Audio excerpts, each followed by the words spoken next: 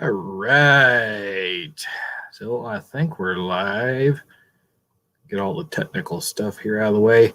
All right, folks, if you can hear me, sound off. Make sure everything's working here.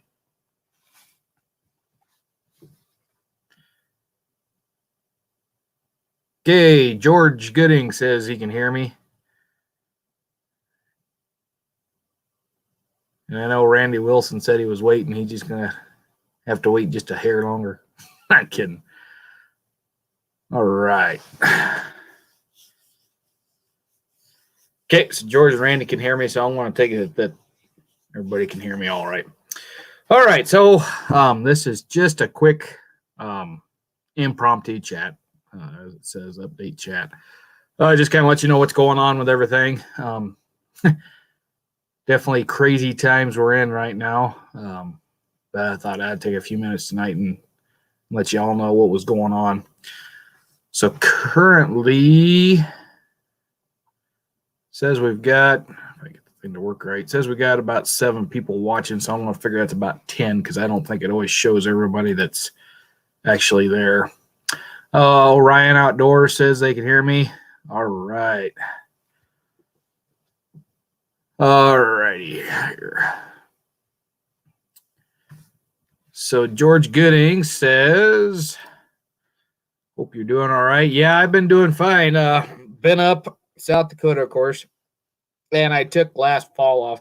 Usually I do my videos for, the spring. I film them all in like the month of November and December before I head to South Dakota. But this year, or last year, I should say, end of last year, I did something different. I decided to spend more time with family, and me and Dad took up duck hunting, which is something never, ever had done in my life. My dad had duck hunted when he was younger, but that was back when you could use lead shot. When they switched it over to steel, my family quit waterfowl hunting.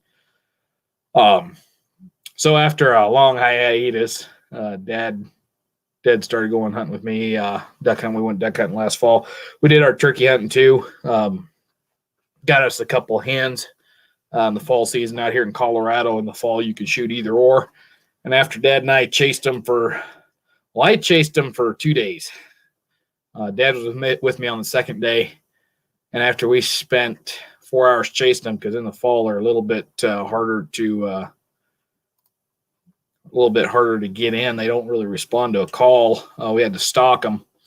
I just got to a point where I shot the first bird that come in line, and that was a hen. And the other hens that were with her, the younger hens, they flew up in the trees. So I went and got Dad, and my dad's he's disabled and he's also on oxygen, so it's kind of hard for him to get around. So I went and grabbed him, and we went and shot his out of the tree. So we both tagged out, and we decided, you know what, that hunting was too much fun. We're going to keep doing it. So we took up waterfowl hunting, and we had a wonderful time. So Pat Putnam says, howdy. Good to hear that I'm still breathing. Yeah, I'm still above the ground. I'm on the right side of the dirt for now. So yeah, that's what I did last fall. We didn't film much for videos. I did upload a couple of videos I'd filmed earlier in the summer. But after June, I just kind of got fed up with spending all my time on the YouTube and doing stuff and filming, and stuff not working out and having to go film it again. So I just slowed down. I quit filming. I did film quite a bit. I just haven't done anything with it. But filming out at the range, most of the stuff I filmed later in the summer was stuff I could film inside with an air conditioner on. So that's stuff that, hopefully sometime in the future, what I did film then, if I can remember what it is, I'm going to try to put it together and put out some more videos. But I'm going to really slow down on the YouTube stuff. It just was taking too much out of me, taking up too much time I could spend with family. And financially, running a YouTube channel is not cheap. And there's a lot more work into it than a person would think. At least the way I do things. I'm the video editor, cameraman, sound man. I'm all of them. So I have to go out to the range, set up cameras, 2 or 3 cameras, targets, all that stuff, and it takes a little work. And I just kind of got tired of it. But I'm not done by any means. I'm not done. I'm just slowing way down. So that's kind of what's been going on with the channel, just to kind of bring you guys up to date. Like I said, I'll be doing videos here in the future, but they're going to be a lot slower. That, and I've got to renew my NRA membership to get into the shooting range where I film at. And right now, I'm not really impressed with the way the NRA has been doing things. I'd rather my money be going to fight for gun rights than to pay for Wayne Lapierre's expensive suits and hotel stays and fancy dinners. But we'll see how it turns out. I might just have to get my membership so I can get my access to my range again, which is all said and done. By the time I pay the NRA and the range dues for the range itself, it runs me about $60 to $70 a year just to go shoot there. But I gotta say, it's a nice range. It's one of the nicest ranges we've got. There's another range 30 miles from me, but you got to pay like $5 a day to go there, and they don't let you can't get away with the stuff that you can do where I'm at, filming wise, setting up all the cameras and stuff. They don't let you out past the firing line except for to set up targets and stuff.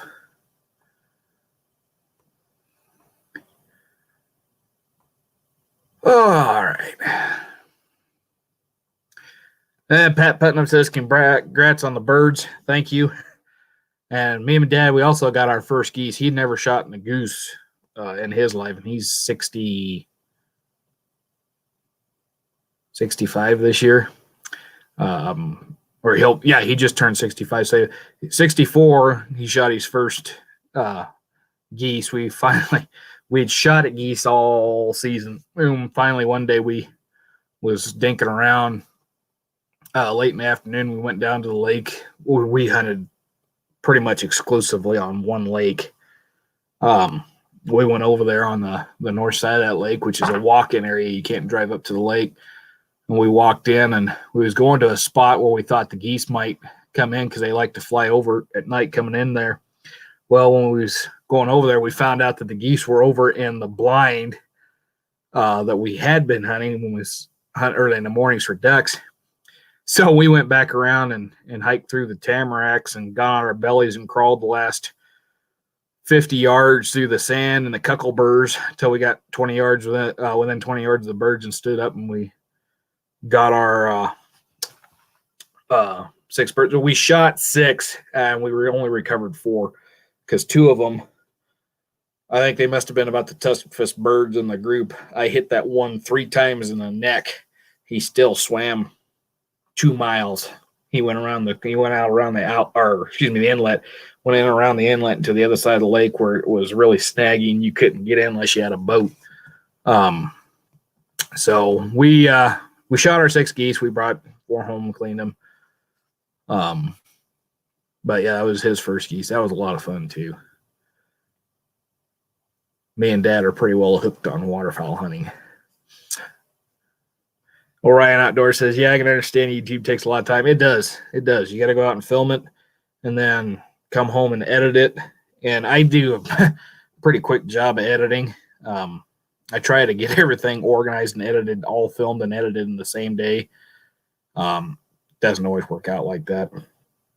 I forget what it is. They're supposed to say for every 10 minutes of filming time, you're supposed to edit for an hour or something like that. And I don't know. I could have 15-minute video edited in just about the time it took me to film it, depending on how I filmed it. But like I said, I just kind of got burned out is basically what happens. I got burned out on it, which has happened before. I've taken hiatuses on YouTube and then come back real strong and do it for a while and then get burned out and take another hiatus. So,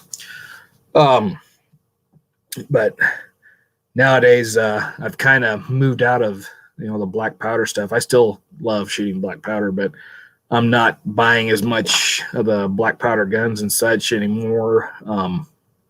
Kind of focusing more on some modern stuff for hunting purposes and whatnot. Randy asks, well, it's showing up on YouTube, but it ain't showing up on my screen here to show it. So I'll give it just a quick minute. There it is. So Randy asks if I'm going to start selling holsters again soon. The answer is yes. That's one of the topics here tonight.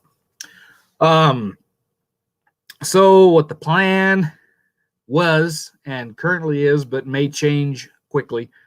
I was going to open shop again on May 1st. So May 1st was the planned date for me to begin producing holsters. That being said, being that the opening day is May 1st, if you want to put an order in right now, go right ahead. I'm going to put an email address here in the chat. That's how you're going to order for me if you want to order a holster. Type it in here real quick. All right.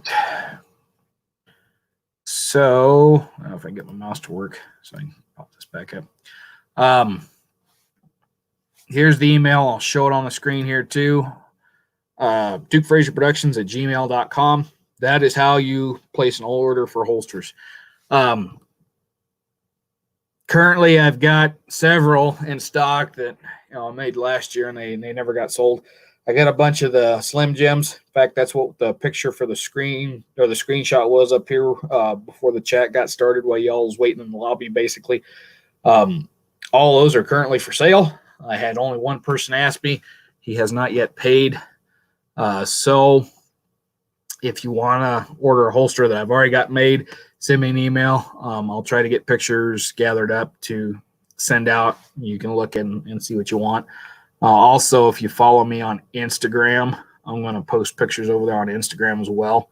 It's hard for me to post pictures here on the YouTube without doing and editing a video. And I don't know where all the holsters are at, so I'm not going to go round them up right here at this minute.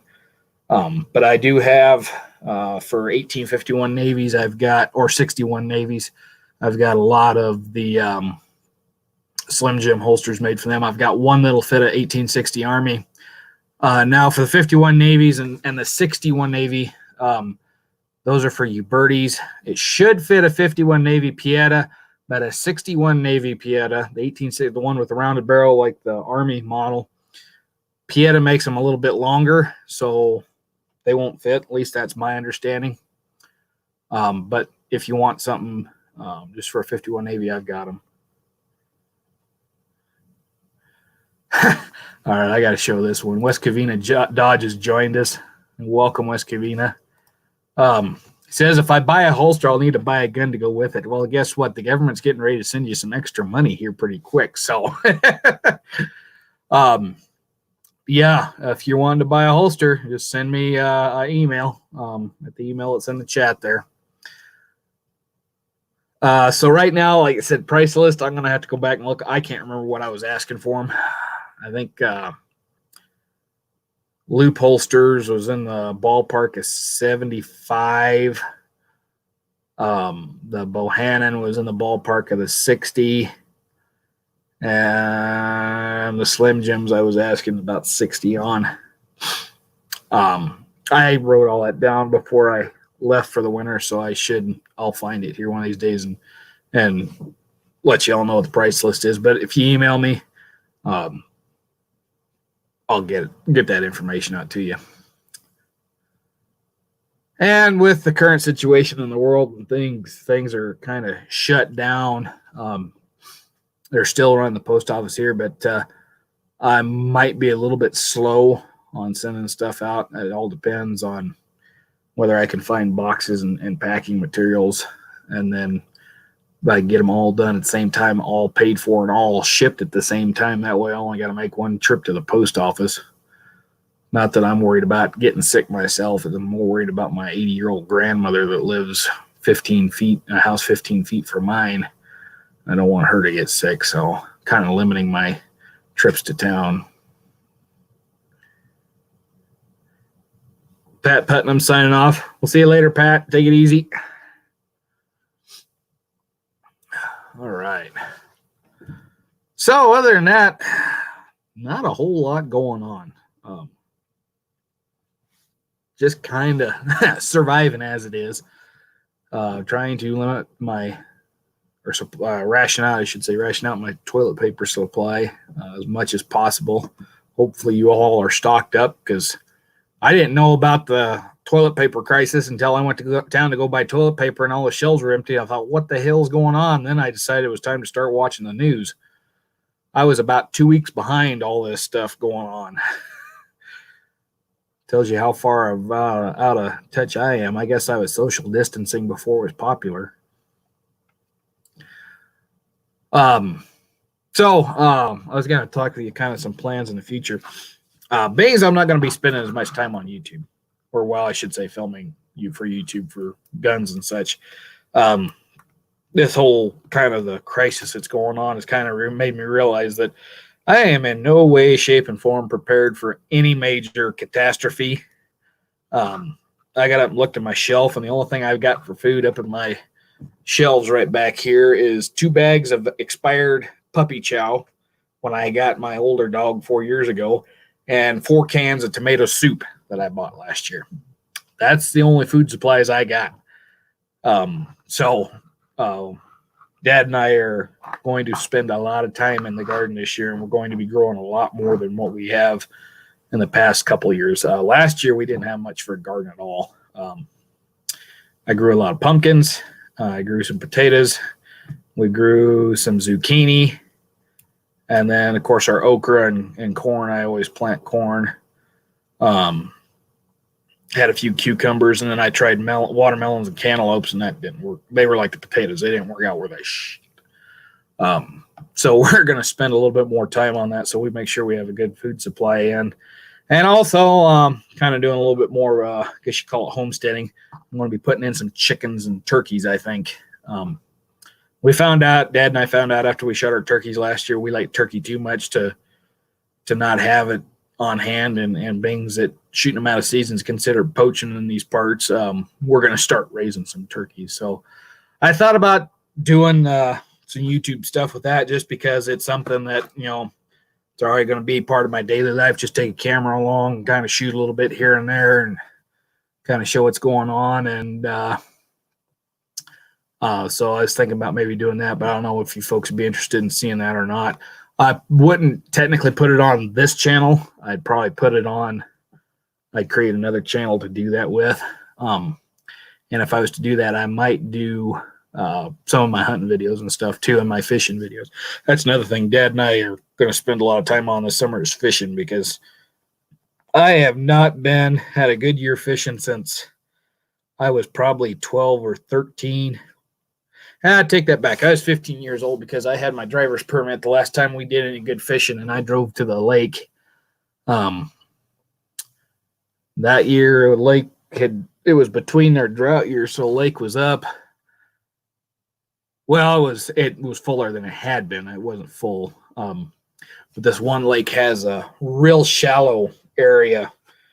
There's a section of that lake on the south side of it. You can walk out for like 400 yards and never get over your knees.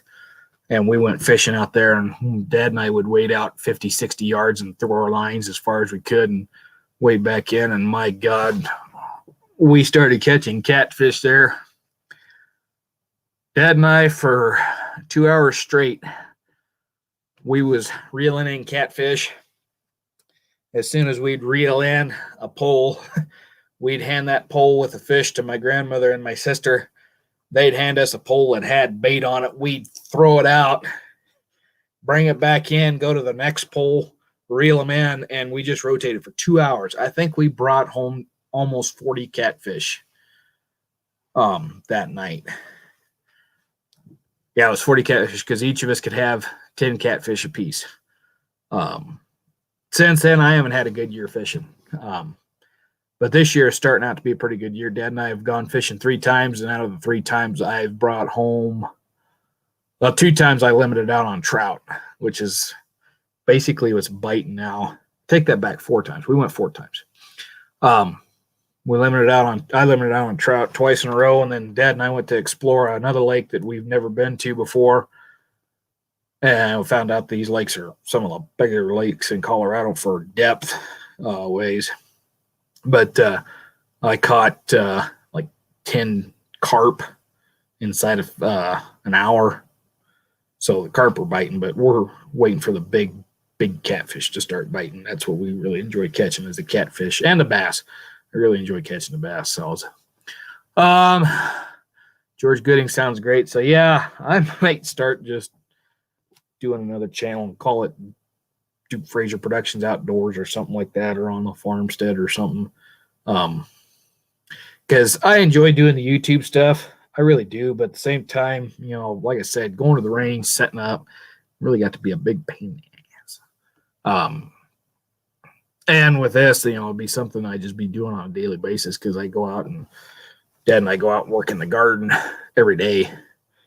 Usually when I'm at work, usually I get the late shifts 4 out of the 5 days I work a week. So, you know, I can work in the garden early in the morning when it's nice and cool. And then, of course, on my 5th day is the early shift. So I got to go in. I got to be out of here before sunup.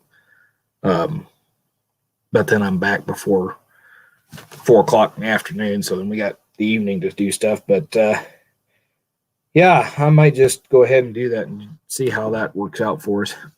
I thought about doing some hunting videos last year when Dad and I were duck hunting, but my aim cam, I just didn't get I need a new SD card for it, and I never got that set up.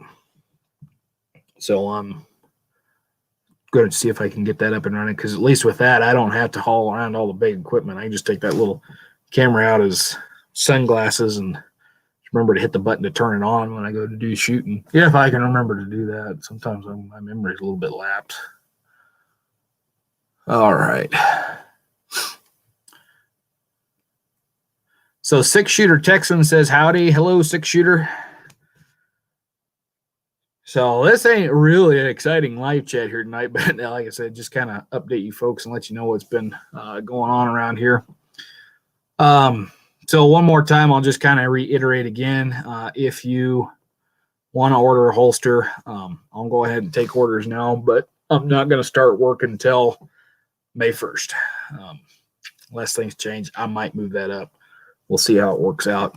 Right now, a lot of my time's got to be focused on getting the garden ready, because the Bermuda grass that Dad and I have been fighting all last 2 years is starting to come back in, where we've killed it out previously. It's starting to green back up, so we're going to get started on trying to get rid of that. Unfortunately, the only way we can find to effectively kill that stuff back on the scale in which we're doing it is to use Roundup, and I really, really, really hate using Roundup. I think it's nasty. I don't like doing it in a place where I'm growing food for consumption. However, considering, you know, this is Bermuda grass, and I think it's the toughest freaking crap on earth. About the only thing I got to fight it with. West Covina Dodge says black plastic. We have tried black plastic. The only problem is that when you put that down in the garden, we've tried that and plant the plants in there next to it. The way we water, it doesn't work with a crap. We do flood irrigation, and this area where it's where it's coming back in is the area where we're going to be planting this year. So everybody told me about 3 weeks. If you spray 3 weeks before you plant, it shouldn't be a problem, especially if you're in an area where you get a lot of water, precipitates that stuff out. But we'll see. Hopefully after this year, that Bermuda will be killed back. It's not coming in like it was. So the reason why we got Bermuda grass is because during the drought years here, Grandma's yard died out, and she was trying to mulch some areas for her garden too, but her area died out, so we didn't have the grass clippings to mulch properly. And so she bought some from a guy. He brought it in, and he brought the Bermuda grass seed. Of course, that got started in the yard. Grandma wanted to get rid of it, but then she kind of thought, well, you know, this stuff is pretty drought resistant. It's green. It's nice. Just going to let it go. So she let it take over the yard, and it only took it 5 years to take over everything. I mean, it has crept her whole area, which she has about 3/4 of an acre here. If there ain't a building on it, it's got Bermuda grass. I mean, that's how quick that shit spread. And not only that, my uncle owns the property just adjacent to it, and he's got a full acre over there. It has spread into his lawn now. Which I gotta say, if you want a yard that is low maintenance and don't take a lot of water, Bermuda grass is great. But if you want something that you can easily, till under and turn into a garden, Bermuda grass sucks. Because we tried digging down last year to plant some plants, and I mean, it's just like a freaking net underneath there, all in Bermuda grass roots. It is crazy. So we're going to spray the crap out of it. We're going to try to spray it again here and kill it. Like I said, I hate using Roundup, but so far that's been the only thing we've had very much success with. 350 Bullfrog, 7 Bullfrog says, "Hey Duke, good to hear from you, old hoss." Yep, I'm glad to be back here. And he also says, "Vinegar and salt will kill any weed you got. A little pricey, but it works and it ain't poison." We tried that on the Bermuda grass, and that shit comes back. And it does come back with Roundup, but it doesn't come back very fast. The area we sprayed at, the little section that we turn from lawn into the garden, is about 25 feet by 25 feet across. We sprayed that area last year 3 times with Roundup. And then I went ahead and planted in there afterwards. I just planted pumpkins and corn. Where we irrigated it at, that grass came back, and it did come back fairly thick, but nowhere as thick as it was before we started spraying. The area in which we did not irrigate, that is still dead. There's nothing coming up there. So we're going to spray it again, and hopefully if we get an early enough start on it, that shit won't get started again.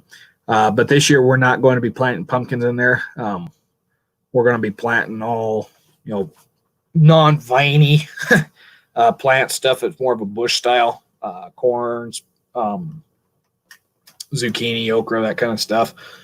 That way, if that grass starts coming back in, we can go in and we can cut it out, hoe it out a lot easier. When the pumpkins grew out, and I have a knack for being able to grow pumpkins, either that or pumpkins are just extremely easy to grow. I don't know which it is, but my pumpkins, when they vine out, they spread out over that whole 25 foot wide and 25 foot long area garden. And they really spread out all over that stuff. And grass didn't seem to bother them. So, in fact, I think they choked the grass out in a few places.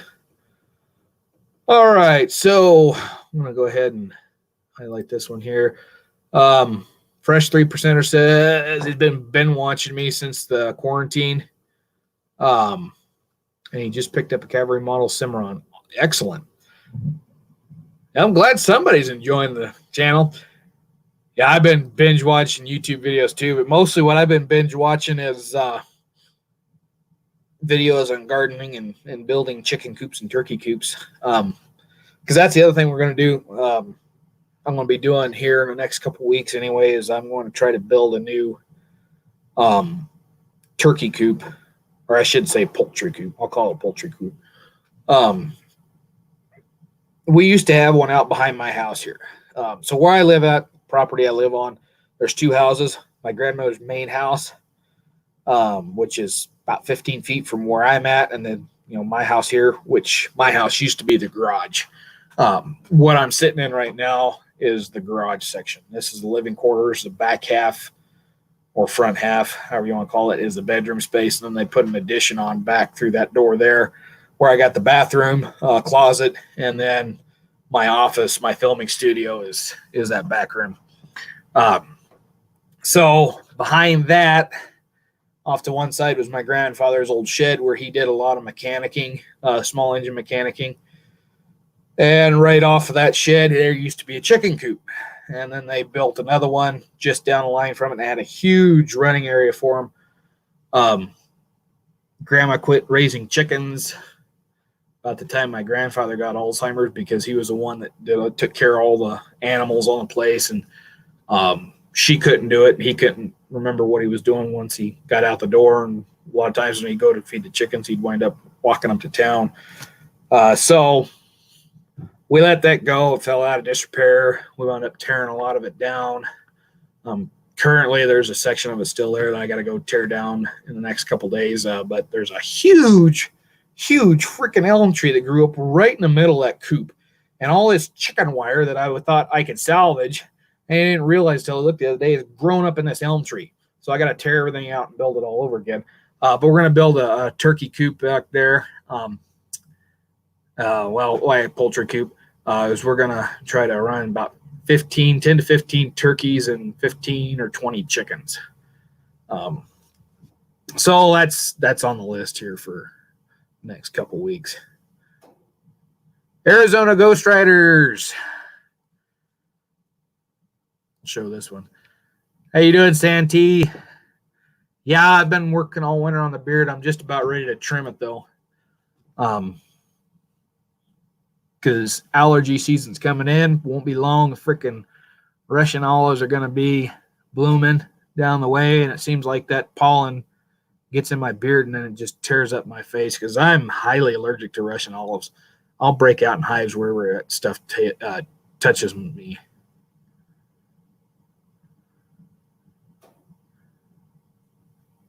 Well, hey, there's Dustin Weiniger.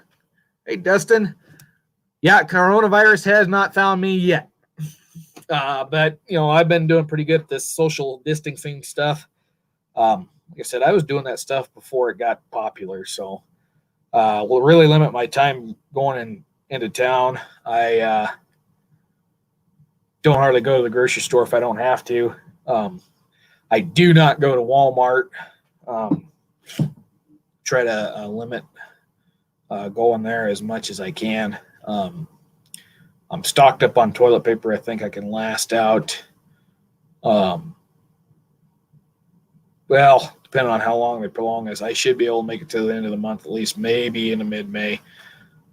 No, I didn't go out and mass buy in the panic. Like I said earlier, I was 2 weeks behind. I just managed to find a couple packages here and there, and I thought I better get them while I could.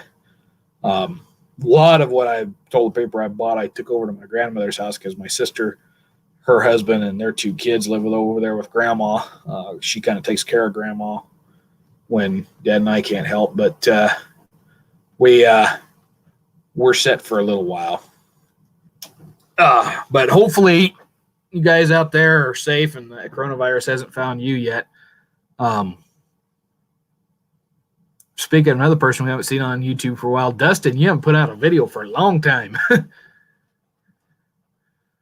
Okay, Arizona Ghost Rider says Russian olives. Yeah, it's a tree, and it's an olive tree. It puts out a little olive. It's called a Russian olive. It's a highly invasive species here. In fact, the state, Dad and I went down fishing or duck hunting last year, and we was checking a couple ponds out that we thought we could jump shoot some ducks, and we never found a duck on those ponds, which really amazed me. In August, the teal that were on those ponds, I mean, you could not fit another bird on them. Duck season come up, there wasn't nothing there. So obviously there was a lot of hunters that hit that. But we was walking around there, and we thought that they'd cut out tamarisk, because salt cedar, tamarack, whatever you want to call them, they're pretty bad down here too. And the state's been really trying to get rid of them as much as they can, just because them things suck up so much water and they kill the soil wherever they're at. So anyway, we was down there playing around, and there was a bunch of these logs that they'd cut out, and I had never got close enough to a Russian olive to tell what the log looked like, because them things, I'm so allergic to them. So anyway, we was thinking, yeah, well, we'll take them home. My uncle could use them to make because he was making some duck calls, doing wood turning. So I picked up a handful of them. I threw them in the car, drove home, took them over to his house, and he said, "What the hell did you bring them home for?" And I was like, "Well, tamarisk." He said, "You want some tamarisk?" He says, "Those were Russian olives." And then I realized what I did. So I grabbed those things, I threw them in the fire pit, and I went home to start taking a bath. And before I could really start scrubbing, my hands were already turning red and breaking out. And I wound up being broke out all over. But yeah, that stuff is not fun. Not for me, anyway. The real bad part of it is squirrels love that. So when I'm go squirrel hunting, I got to be careful too. But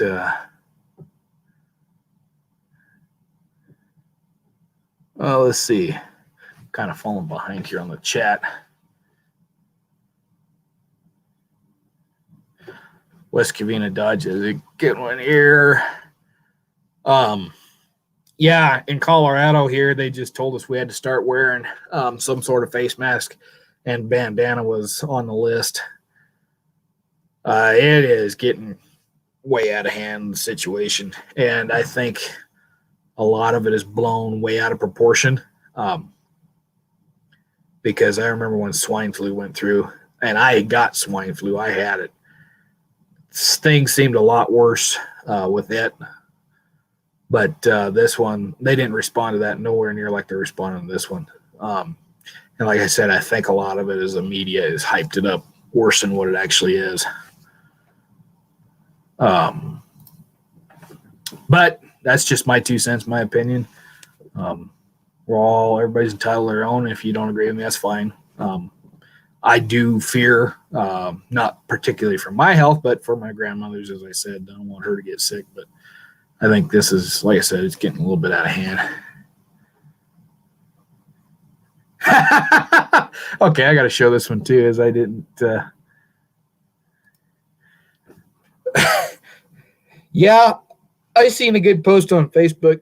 I wish I could show it here, but there was something that went on there about social distancing, and they said they just recommended upping your distance when social distancing. So I dropped the 30-30 and picked up the 30-06. That was a funny meme. Let's see. Oops, I was gonna take that one down. Okay. So Dustin says he's hoping to get some videos done soon. But I've been saying that for a while. Yeah, I know the feeling, Dustin. I was just explaining earlier that I kind of gotten burned out on doing the gun videos just because of all the work it requires to do them. Not saying I'm not going to keep doing them, but I'm going to really slow down.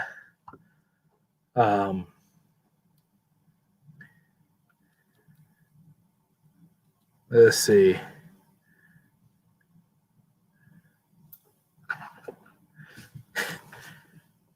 Let's see here. I'm going to highlight this one.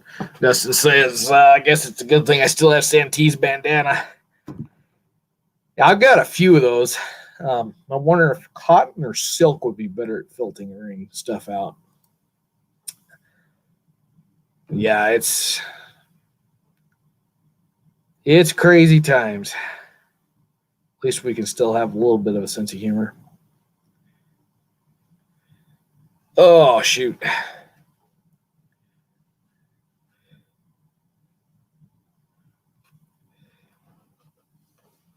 Oh. Sorry, folks. I just kind of was reading through the comments here.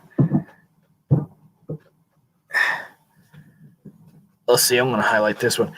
Silk does have a tighter weave, and somebody told me that if you're going to filter water for drinking, to use a silk bandana for that. So I'm wondering if that would work better for a face mask. I've got, I got four or five of them laying around here. Usually I use them for a head wrap down where I work at. So where I work at, I used to portray a trapper, mountain man in the 1830s, 40s era. And I wore a silk scarf a lot around my head, kind of pirate fashion. one, to keep my hair out of my eyes, and two, there's quite a bit of documentation of them being worn like that.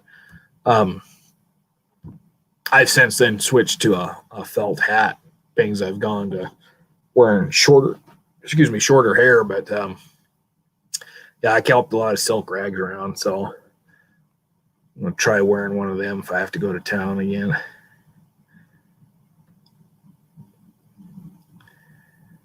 All right, take this one off. Skate Freak 93 says hello, Skate Freak.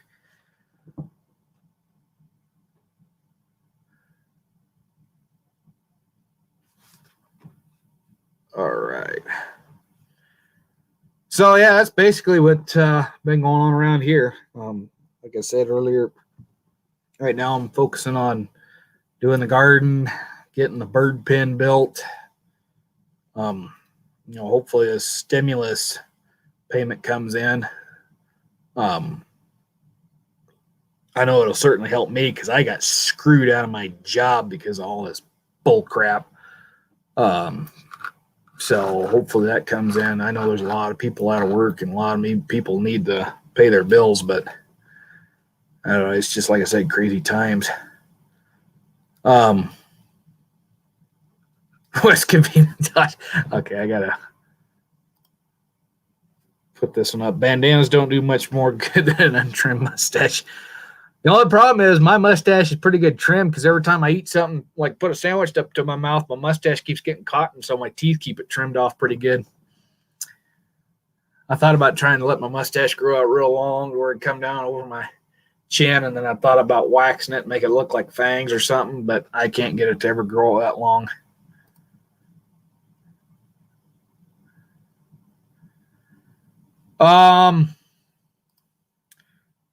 To answer your question, Santee, both. We're still, Dad and I are still trying to plan on what we want to do for that. I'm thinking in the ballpark about 15 chickens and 10 to 15 turkeys, mostly because we like eating a lot of turkey around here. And I know it's going to be a lot of flipping work to get that many birds, and it's going to take quite a little bit of money to feed that many birds, but we're hoping to have enough that we can eat. But like I was explaining before, once this stuff all hit the fan, realized how much you realize how much you don't have when you don't have it. So we're planning on starting to grow our own meat, more of our own meat around here, and that way we don't get caught with our pants down around our ankles again. But and I just like eating turkey. I mean, turkey is awesome. Chicken is good too, but I love turkey. 357 Bullfrog says, hope the stimulus ain't a joke. Me too.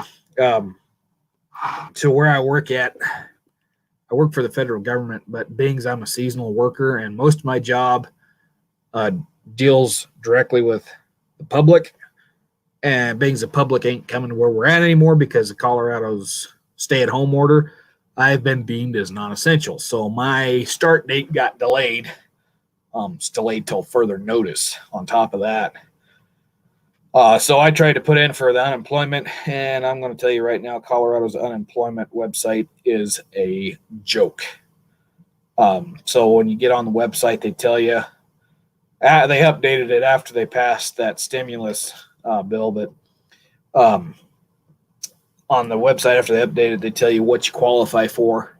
And, with the provisions in the federal government, I qualify for unemployment in Colorado based on, me being delayed because of the coronavirus. However, even though they've updated that front page that tells you everything, they haven't actually updated the application process. So I tried to apply. I tried 3 days in a row and got nowhere. And then, when I get to a certain point where they'd say, okay, we're going to finalize your paperwork. This is the date you can start requesting payments. It's going to be the date that hopefully I start back at work, so then I won't even qualify anymore. So I'm not very impressed with how this stuff is being handled. just kind of is, it's a sham, basically. So hopefully they get that fixed soon. But yeah, I'm not very happy with the governor's stay-at-home order and telling people that you can't go out and earn a living while he sits up there and draws his big fancy paycheck. I don't know. It's crazy times. John Luke has joined us. It says we just cooked turkey for dinner today. Be eating turkey for a month. Yeah, when you cook turkey. So the turkeys that Dad and I shot last year, we ate them for Thanksgiving. Part of them. We didn't eat them all. What we did is we took the breasts. We filleted ours off the bone because it was just easier to store them that way for longer term. We shot them in October, 1st of October, and we didn't want to, have a whole bird to have to store away until November. So what we do is we filleted everything off, filleted all the meat off them as much as we could. And what we did for Thanksgiving is we took the breasts and we cut them up, inch by half-inch squares, smaller squares, and we breaded them. One turkey we breaded with potato flakes, so your instant mashed potatoes, deep fried them, and then the other ones I crushed up Doritos. So I made basically a Dorito meal, and then we rolled them in that, fried it in them with the Doritos. Oh my God, that was so good. Oh, my mouth's starting to water. Excuse me. Yeah, that was amazing. So anyway, because we enjoy eating turkey so much, we decided we're going to start raising our own. So yeah, that's why we're going to do that. See, 6-shooter Texan says his wife cannot work both of her jobs, but he's in the energy sector, so he's okay for now. I'm glad you're able to, and those of you that are able to work, I'm happy. Y'all can make a living. And for those of you that are in, the high risk areas, are EMTs, police, people that are high risk being exposed to this, people that are risking their necks every day. Thank you for what you do. We're very happy to have you. But hopefully this thing gets over with quick, because not all of us are going to be able to survive it economically if they keep pushing it off like they have. John Luke says, no back pay. No, being that I did not sign my paperwork in time to qualify for back pay. So when Colorado issued that stay-at-home order, even though my job's the federal government, they took that as basically to shut down. So just a few of the employees are there. They're basically cleaning the place. But Bings, I did not start. I was supposed to sign my paperwork 2 days after that. If the governor had waited till Monday to issue that order, I would have been in the clear, but he didn't. So I got screwed by 2 days. And basically what they did is they just delayed my start date. So instead of starting March 29th, I could be starting April 29th now. I don't know. But my supervisor, he's staying in contact with me. They're trying to, get things figured out on what can happen. But his boss, my big boss, basically deemed me as unessential, which, I can't blame him for that. So I don't know. It is what it is. But at the same time, I'm kind of relieved because where I'm at, I deal with the public on a daily basis. So if it wasn't for the fact of them shutting everything down and not needing me, I'd be at a higher risk of being exposed. So I guess it's a blessing in disguise. But yeah, I just don't know anymore. It's, like I said, crazy times. John Luke, you have to get a good smoker. Yeah, I'm thinking about getting one. My dad has a small smoker, and we smoked a goose. Oh God, that was last week. So the geese that Dad and I shot last year, we smoked one and baked another one last week or so. And I found out with the smoker that we have, it's just a small little grill smoker. It's actually more of a charcoal grill than it is a smoker, but you can use it as a smoker if you do it right. We found out with a goose-sized animal, a full goose, and this is not a big goose either. This is one of the little cackling geese. It's not quite big enough. It cooked the animal good. I mean, best tasted bird we ever had, but it was also tougher than hell because you bite into it, and it's like biting into a chunk of rubber. But it was good tasting rubber at that. But yeah, that's something on my list. Is I'm going to try to get a good smoker. Might just build one. I've got. So I tan a lot of my own deer hides, my brain tan deer hides. And so I've got a smoker built for that. Basically what I did is my grandfather used to crack corn for rabbits and chickens. He had his own homemade corn grinder. And I don't know how he did it. He had a hopper system. There's a grinder part and there's a big engine. And I still got the parts for it, but nothing works. It's all froze up. But anyway, he had this big hopper bin, this galvanized hopper bin. So when I started getting into tanning, brain tanning deer hides, and I needed to smoke them, I took that off of there, turned it upside down, plugged all the holes, and we stuck that over. What we do is we start a bed of coals, and then we stick this thing over the top of it, and then we drop our wood for the smoking thing down in there. And then I've got a long chunk of duct, so furnace duct. And so I put an elbow over that, I run it out, and then it goes up into my hide, which I drape it down over there. That allows the smoke to cool because I don't want to burn my good buckskins up. Those things are just one hide's about $200. So I've been thinking about trying to adapt that to where I could use it to smoke food, but I'm gonna have to do some thinking on it, see how it goes. Conrad Farnsworth says, "Hey Duke." Hi Conrad, I haven't talked to you in a coon's age. So Conrad is a guy I know from school. All right, West Covina says he's got to hit the road. We'll see you later, West Covina.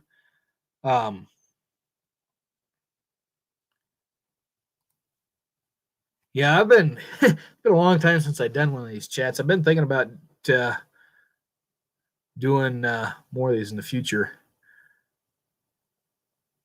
Conrad just got done talking to Mac. Yeah, I haven't talked to Mac in a long time either. So Mac's another guy I went to college with. Was one of my roommates. But let's see here.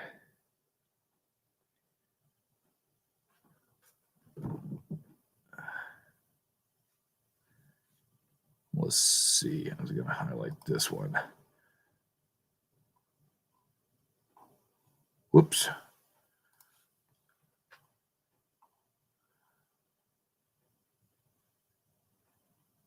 Oh, guess I missed it. All right. Anyway.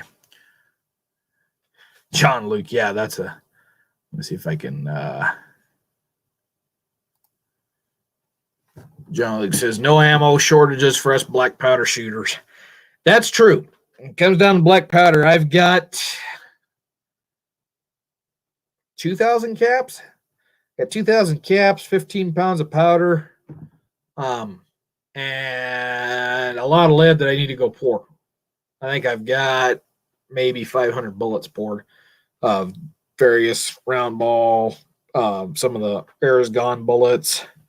I just need to go out and shoot more. All right. So Conrad asked me if I can elaborate on why you chose YouTube for streaming. Basically because that's where I've got my YouTube channel at. So I'm just streaming on here where I'm already at. I did for a while. I did have a separate YouTube channel that I streamed on. I guess you could call it a supporting channel. It was called Fraser's Raiders, but I just decided to. I didn't really decide to quit using it. I just slacked off from using it, basically. But yeah, the big reason I used YouTube is one, it was easy. and 2, I already had a base here.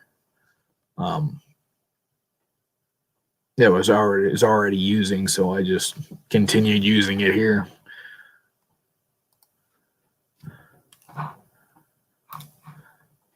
And Conrad also asked, what about Twitch for a platform? Be honest, I just this is what was convenient for me, and I don't have a Twitch, and a lot of my viewers probably, I'm going to guess, aren't on Twitch either. A lot of my viewers are kind of in the 45 years and up age range.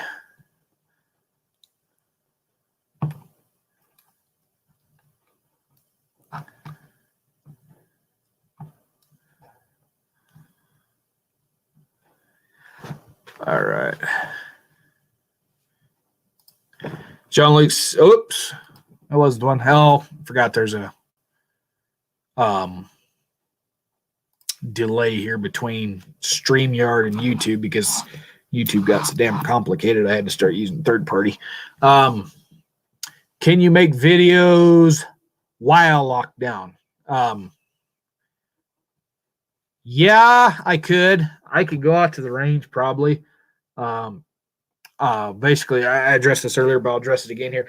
The reason why, one, I haven't been making videos is because I've got to renew my NRA membership, and I'm not very impressed with the NRA right now. Rather my money go to actually fighting for gun rights than paying for Wayne Lapierre's fancy suits, fancy dinners, and fancy hotel stays. That being said, the other reason I slowed down is because I just figured I'd spend more time with my family, basically. Dad and I got into duck hunting and hunting in general last year, bird hunting. Got our first turkeys, got our first geese, duck hunted my first ducks, dad shot in 60 some years. So it was, that's a couple reasons why I've been doing videos. I could probably start doing videos again, but I'd have to go pay the NRA $35-40, whatever it is now. And then I got to pay $20, I think is what it is now, to get into my local range. And currently at this time, $60 ain't something I can go blow. And, you know, and just the way the times are, everybody's probably in the same situation. And if I had the $60, I'd probably spend it on chicken wire. But anyway, yeah, that's why I haven't been doing videos here. But yeah, if I wanted to, I could still make videos on lockdown. I could go to the range. It's not shut down up there. At least I don't think it is. Basically, what the Colorado lockdown order is they're saying, excuse me, I'm kind of stuffed up here, but you can't go out except for to go to the grocery stores or go to your doctor, get necessary supplies, or if you want to exercise, hunting and fishing fall under the exercise. I consider them as also getting groceries because we eat whatever we catch or shoot. So we can still do that. But when you're out and about, you can't get into gatherings of more than 10 people. I think they've knocked it down now to 5. The whole social distancing BS. And I understand why they're doing it. But at the same time, I think it's BS because the Constitution basically just got thrown out the door. 1st, 4th, 14th. I'm pretty sure there's a couple other amendments that have been screwed over because of this. So that's my 2 cents on the whole situation. Just my opinion. Let's see. EMH says there's lots of options to the NRA. I was thinking about joining Gun Owners of America, but then I decided to join Ducks Unlimited. So that was my $35 for joining an organization this year. One reason was I got 2 coffee cups that are going to come real nice in the duck blind this fall and winter. That and I spend more time duck hunting these days than I do at the gun range. So I figured, why the hell, I'll just give it to an organization that actually does something with the funds. They don't do much down here, but maybe if I give them a little money, they'll kind of fix some things down here for us.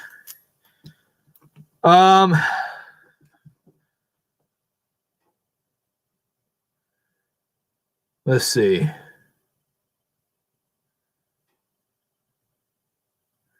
John Luke says the local Free State range here has a lot of folks shooting. Don't ask me how I know.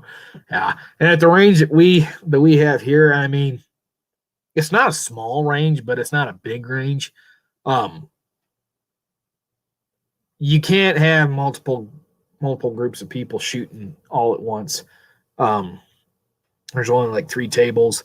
One table covers the 100, 200, 253, and 400 yard shooting lanes.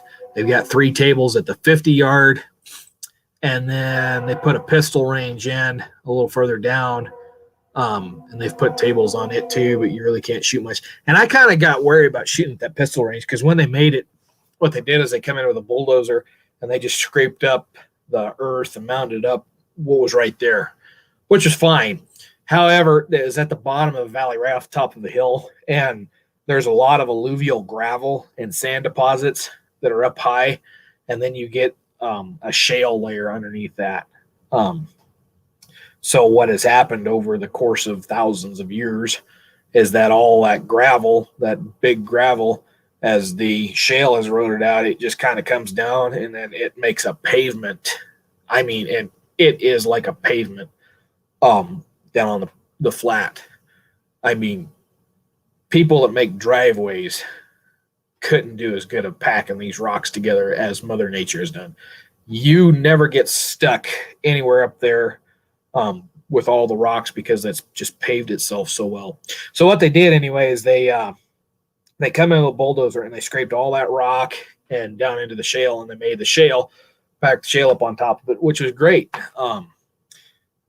As long as it wasn't raining, because if it was raining, once you break through that rock, you get stuck. I mean, that shit is so heavy and bentonite that it just doesn't take much to get a 4-wheel drive mud tire vehicle stuck. So anyway, they did that several years ago, and as the rains have been going down, that shale has now washed off of the berm, and now you got these big rocks. And the last time I went out there shooting, I didn't take the camera with me. I just took black powder out just to shoot. I just wanted a day to myself to shoot. I was shooting and bullets were coming back over my head. So I've kind of gone away from shooting at the pistol range, but hopefully they're going to be getting that fixed here shortly. One of the guys told me that they was trying to mitigate that. They was just trying to figure out how they were going to go about doing it. So I haven't been up there since. Well, last time Dad and I went up there and shot would have been last year, just before duck season. So it's been a little while. All right.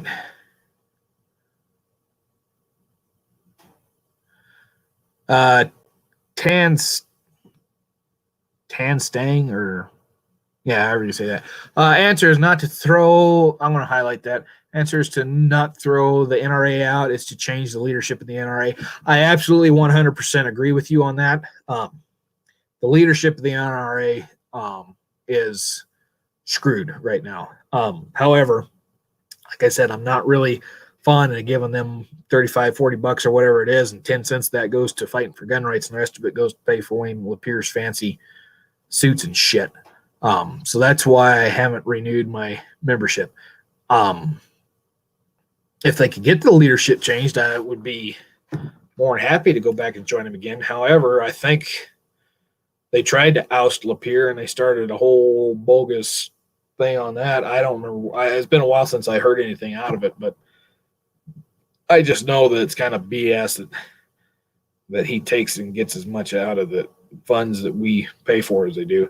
That and as much advertising and harassing me on the phone as they do. You think they could spend more of that money towards fighting for gun rights than paying somebody to talk to me on the phone all the time. But just my opinion. But I totally agree that the leadership of the NRA needs to change. And I think the only way that's going to change is, if all of us say, hey, we're not going to pay our dues anymore. they might say, okay, you know, they're not paying their dues because of this one prick. Get rid of him, and then they'll come back. But again, that's just my 2 cents. EMH, you could build this channel. You just need a plan. And I guess the first question is, what do you want to do? I mean, I've built this channel up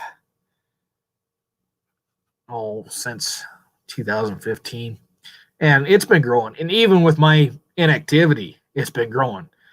I mean, we've gained 500 subscribers since last December, somewhere in there.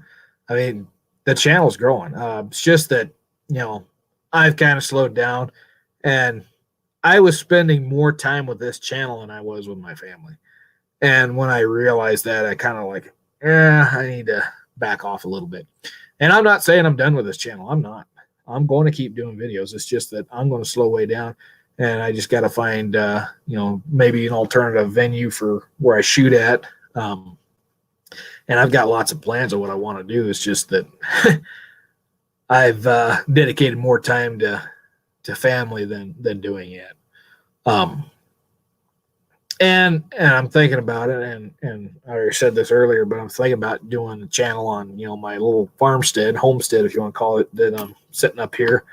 And that's something where I don't have to, you know, pack a bunch of stuff up in the vehicle, drive to the range where I'm filming at, unload everything, get it set up, shoot for 2 or 3 hours, tear it all down, come back home, and then find out that, you know, I screwed up and didn't turn the microphone on and have to go back and do it again. At least here it's in the backyard, and I can just go out and film it. Now, if I could get a place where I could go shooting at and set up a shooting range in my backyard, oh God, that would make life a hell of a lot easier. Hell of a lot easier. All right. So I ain't go back through that.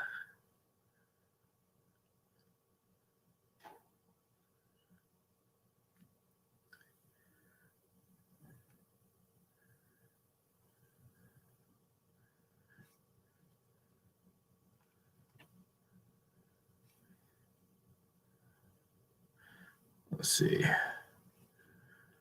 I gotta find. So I'm getting this chat feed on 2 different windows, so it's kind of I'm looking at them over here on the YouTube, and then I want to highlight them as I go through, and so I'm trying to find them here again. EMH says he's a lifetime member, so I've given my blood for God and country. I'm not giving up on the internet NRA. I'm just spreading the love now. Like I said, I'm not giving up on the NRA right now. I'm just not gonna put my money where it's going to get misused. And when the NRA changes its leadership, I'm glad to go back and support them. But right now, I'm just not very impressed with them.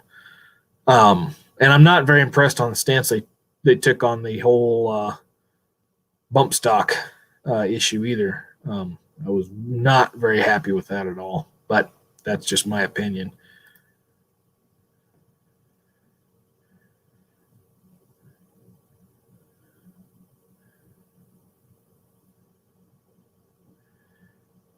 Yeah, okay, Pat Putnam, talking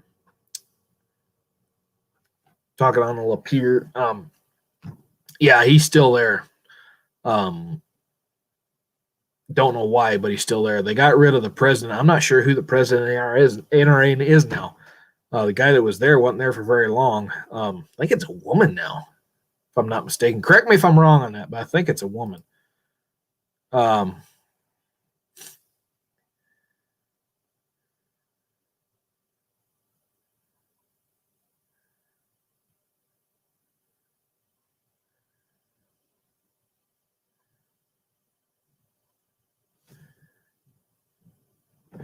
Pat Putnam put, I've been giving my NRA to the GOA. And I have thought about joining Gun Owners of America. However, I put my money into Ducks Unlimited this year. That was where my NRA funds basically went, as they went to Ducks Unlimited. And that's just because I'm a duck hunter. I'd like to see some more duck hunting places put in down here where I'm at. Not to say there aren't any. It's just that what's here I'd like to see improved. And some things kind of changed around. Where I'm at, there's a lot of lakes They're artificial lakes, but there's a couple of them that they shut down. They're wildlife refuges. So you're kind of limited. It's kind of tight where you can and can't go hunting. But there's one lake that you can go hunting on. But the thing of it is, a damn thing, they drain down every fall. And once they drain it, get done draining, it's below the boat dock. And once you step off that boat dock, you're in 5 feet of frickin' silt. Dad and I about screwed up. We thought maybe it had dried out, and we got down to the water's edge, and I walked out to, I wanted to make sure I could get to my decoys if I throw them out there, and shit. Took my gaff hook that I got, and I pushed it down, and it's a collapsible one. It goes from 4 feet to 18. Well, I had it collapsed down. I pushed down on it, and it went clear up to the hook. So, yeah, that was not fun. But I'd like to see it, that lake developed a little bit better, more access, because the only place you got to access that lake is on the boat ramp. All the land around it is private. I'd like to see them kind of open more of that up.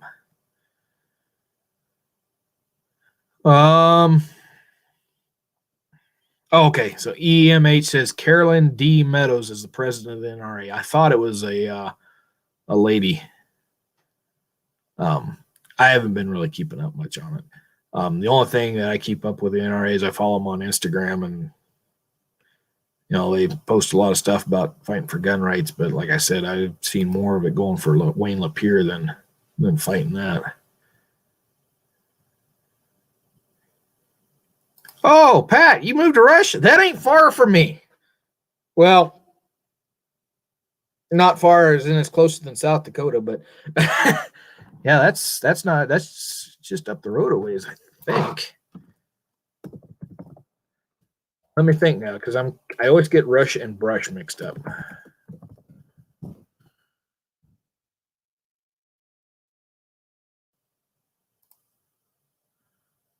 Yeah, that's the close one.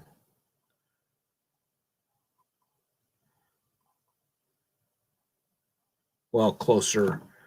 Yeah, you're straight north of me by about a 4-hour drive.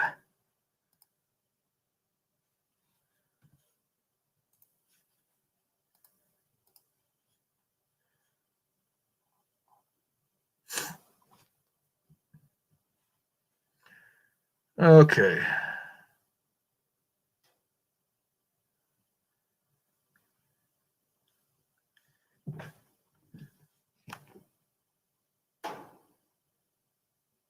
So I was going through the things. Conrad Farnsworth. Mac says hi, and he's watching, but can't post.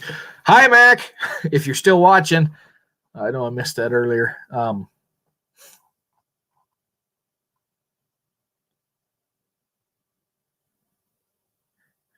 Pat Putnam says, get up there while I'm home. I'll have to let you play with my sharps. I'll bring mine too. Yeah, that's not far at all. When everything gets settled down here, Jesus. It's kind of tight, when I'm not making any money because I freaking got screwed out of my job. And the thing was, they were going to start me earlier this year. Usually I start end of April, 1st of May. So I quit my good job that I had. Of course, I was kind of getting fed up there anyway. So I quit the job up there, and I came back home 2 weeks earlier. It's usually what I do is I take a 2-week break so that me and the family can spend some time together before I start working. And yeah, my 2-week vacation turned into about a 5-week vacation, and it might even be longer. But I don't know. I'm hoping that the stimulus checks get out here a little bit sooner, because I got bills to pay, and I've got some things I got to buy for the homestead here. I'm going to highlight this one. So EMH says, in the southeast, we're having an invasion of Canadian geese we can't shoot. They're living here now full time, and we're talking huge flocks. So where I was at in South Dakota is kind of, if you draw a line up and down right in the middle of the state, and a line up and down this way in the state, divide it into 4 corners, I was right about up there in the northwest quarter. About an hour and a half from the town of Pierre, South Dakota.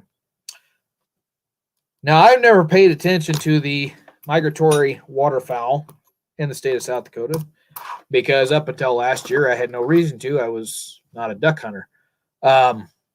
So I went to Pierre after I'd spent, winter duck hunting, and the amount of freaking Canadian geese in and around the town of Pierre, holy crap! I have never seen, well, I've never noticed anyway, that many birds in one location. And my good friend that lives there that I went to visit told me, he's like, yeah, it's been like this all winter. It's like, and I didn't pay any attention to what the seasons were in South Dakota, other than you had to pay quite a bit of money. But the area I was at, the geese had all moved out. There was no waterfowl. Of course, there wasn't any open water for them to land on, and there wasn't much for crops left. So I didn't think about it. But yeah, I could have been hunting Canadian geese up until middle of February, and when I went down there was the last day of the season. But yeah, it was crazy. Now I did buy a snow goose permit.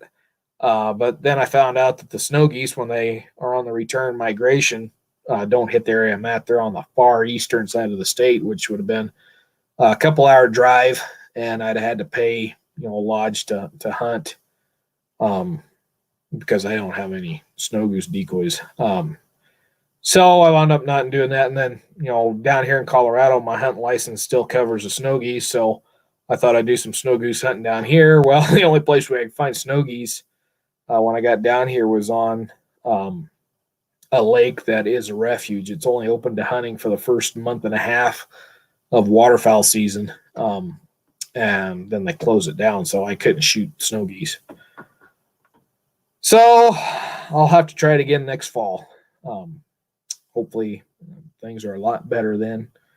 And, all the craziness has settled down. We can get out and get back to normal lives. But yeah, I really enjoy my waterfowl hunting and turkey hunting. And hopefully this year I'll also have be able to do some antelope hunting and some deer hunting. I put in for deer tag, archery and rifle. And I'm going to buy a archery tag for antelope this year, which is over the counter, which will be awesome.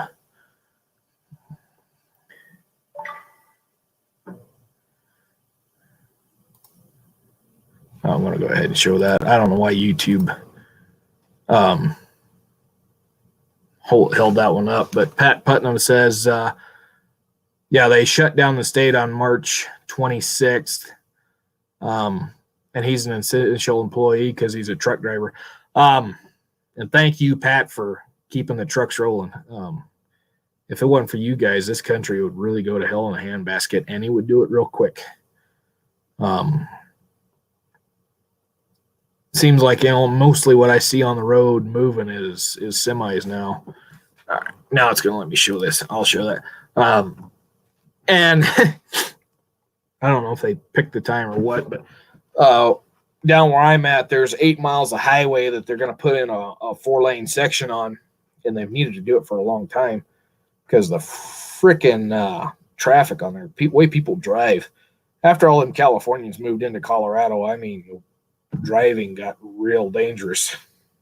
So anyway, they shut that down. So all the trucks are being rerouted through my town and up to the next highway, which is about 2 miles north. And then they have to go down and then back down to the Highway 50 here.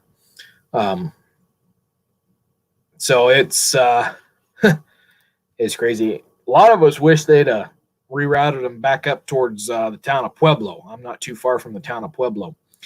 Because when you go up to Pueblo, the highway north of us and the highway that goes through with us merge. They come together right outside of town. And it made a lot of sense, you ask me, made a lot of sense to redirect the semis there onto that one that goes north instead of sending them on down the Highway 50 corridor here. But I guess being that makes sense, government doesn't do anything that makes sense. That's why it didn't get put on the list to do it that way. But I'm happy to see the trucks rolling at least. At least I know that supplies are still getting where they need to go. especially them toilet paper trucks. Those are the ones that are worth their weight in gold right now. So Pat says he's in Atlanta, Georgia. That's kind of a hot spot down there, or I thought it was. Seemed like it said so on the news, but hopefully you stay safe down there. I don't want you to get the crap. Some people say this stuff ain't bad. Others say it's the worst thing they've ever had in their lives. Like I said, I'm not worried about myself getting it, but I really do worry about my grandmother. She's 80. I think she's 87 years old. She's got COPD, but she still gets out and does things, so I want her to keep on going as long as she can. That, then she gets it, then my dad would probably get it, and he ain't in any better shape. He's on oxygen. He's only 65, but he's still able to get up and get around. He can shoot a turkey anyway. Shoot a few ducks, too, and some geese.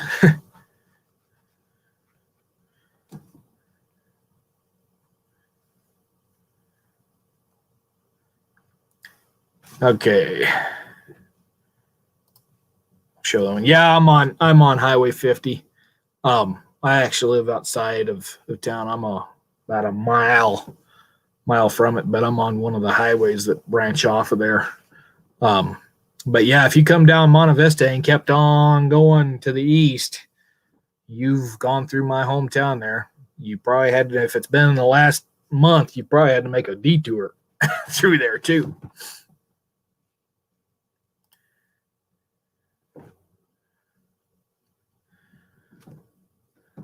All right. So how long have we been going on here? We've been going about an hour and a half. So we'll go here for a little while yet, while the chat stays fairly active. All right. We got a black powder gun comment here. So he said he heard Pieta announced no more Civil War era stuff from them. Got burned on the Smith carbine, and the Star Revolver is going to concentrate on cowboy action only. Well, that would be a shame. Pieta, they do make nice cap and ball revolvers. They're not the most aesthetic pieces, but for functionality, they're great.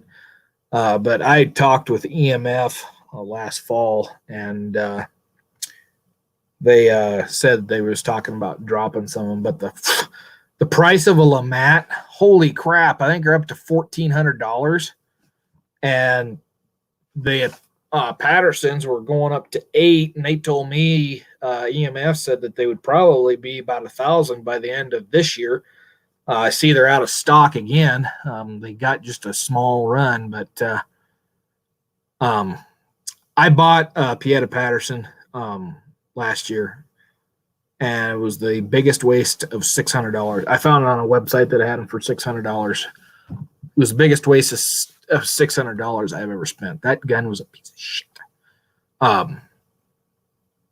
And I worked on it. I got it functioning, but it's not something I'm going to take out and shoot.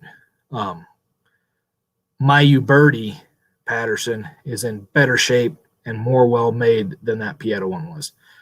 And for the price that I paid for it, it's ridiculous. I mean, utterly ridiculous. And I can't hold it against them too hard because the Patterson, it's very complex design. It's going to take somebody a lot of time, a lot of training to get to where they can time one of those right. But it's just, they took parts right off of basically right out of the CNC machine, put it together. Nothing was fitted in that gun. Absolutely nothing was fitted. I spent 5 days tuning that. And the reason it took me 5 days to tune that, and not like a Uberti, which I can usually get tuned in about 2 hours, is because Pieta uses the most awesome steel I've ever seen. That shit is so damn hard, a file won't touch it. I had to sit there with a Dremel and just real carefully with a sanding disc do all the shaping that I normally do with a file. But it took a lot. And getting a freaking Patterson back together after you take it apart, holy shit. Them are a pain in the ass. But yeah, it's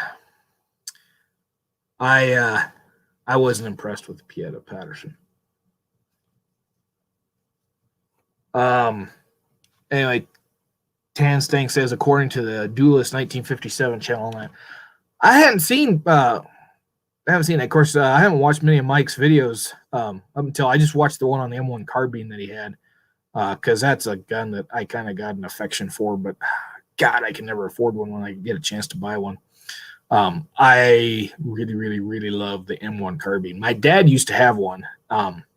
Unfortunately, that gun is no longer, or hasn't been in the family. It was gone before I was, but I have a shit ton of 30 carbine ammo, but I don't have a gun to shoot it. I did get to shoot one once, and I really, really enjoyed shooting it. That was a lot of fun for a 30 caliber bullet. I mean, there's not much recoil. I think my AR has more recoil than that had, which makes me. I wonder, and answer this in the comments if you know, do they make an AR that shoots a 30 carbine? Because if they did, I'd buy an upper for my rifle so fast.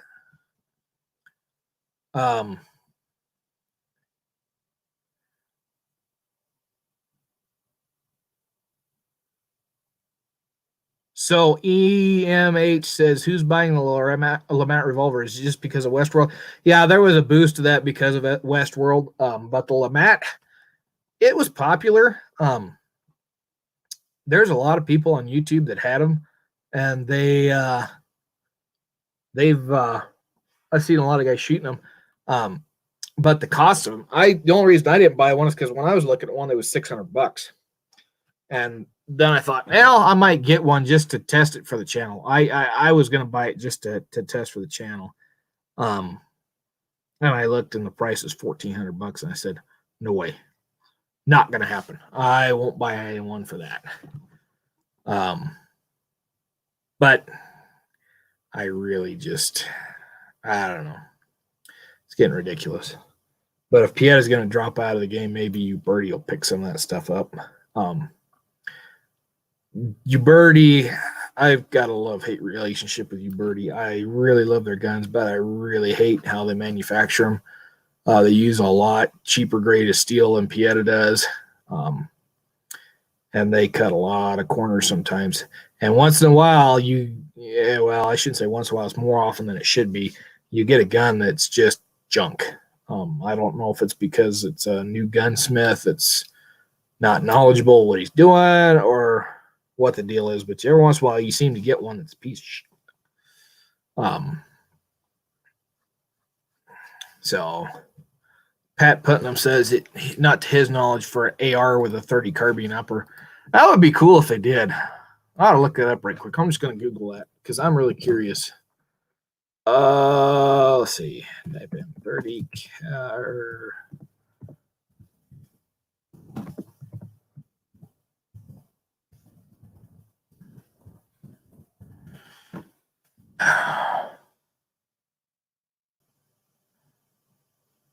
Oh, maybe.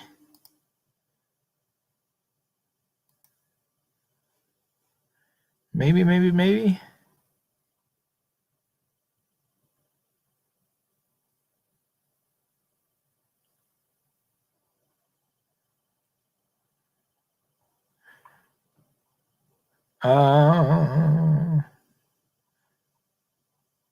Let's see here.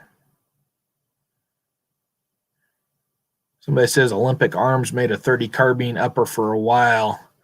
So apparently there was one made, but it must have not been very popular.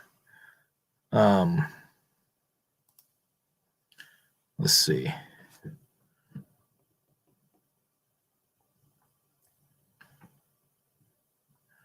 Oh, hey, they make one that's a 40 Smith & Wesson upper with a conversion. That would be fun.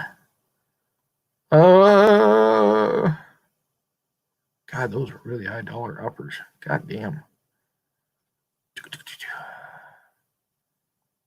So it doesn't look like anybody's currently making anything in 30 carbine. So that sucks. You can get every other caliber, but that one.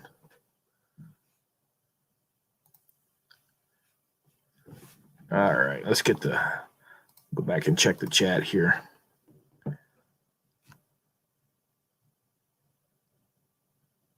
Pat Putnam says, I'd like to have a 410 upper for an AR.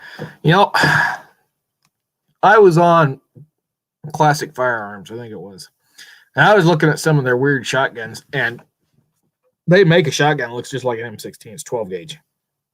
I thought about buying it. It's only like $300, but the only thing is I don't know if they make mags that would be compliant for using it with duck hunting or not, because, well, any hunting. In Colorado, you're limited to 3 rounds in your shotgun for any kind of hunting, with the exception of the snow goose season. But they just do that to keep things simple, because somebody goes out that's hunting ducks, you know, they could have 5 shots. If they had 5 shots, they could say, oh, well, we're hunting small game. So they just keep everything at 3 rounds just to keep it simple. But Pietta's still going to make the stuff they already have the tooling for.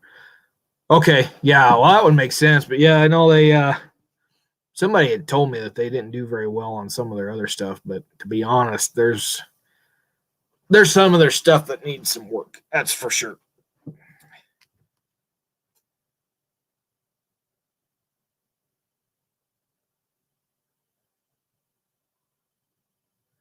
Pat Putnam says they use SAG and mags. Yeah, those the ones I was looking at were out of Turkey, because they make an AK, they make an AR looking style one, they make this weird bullpup.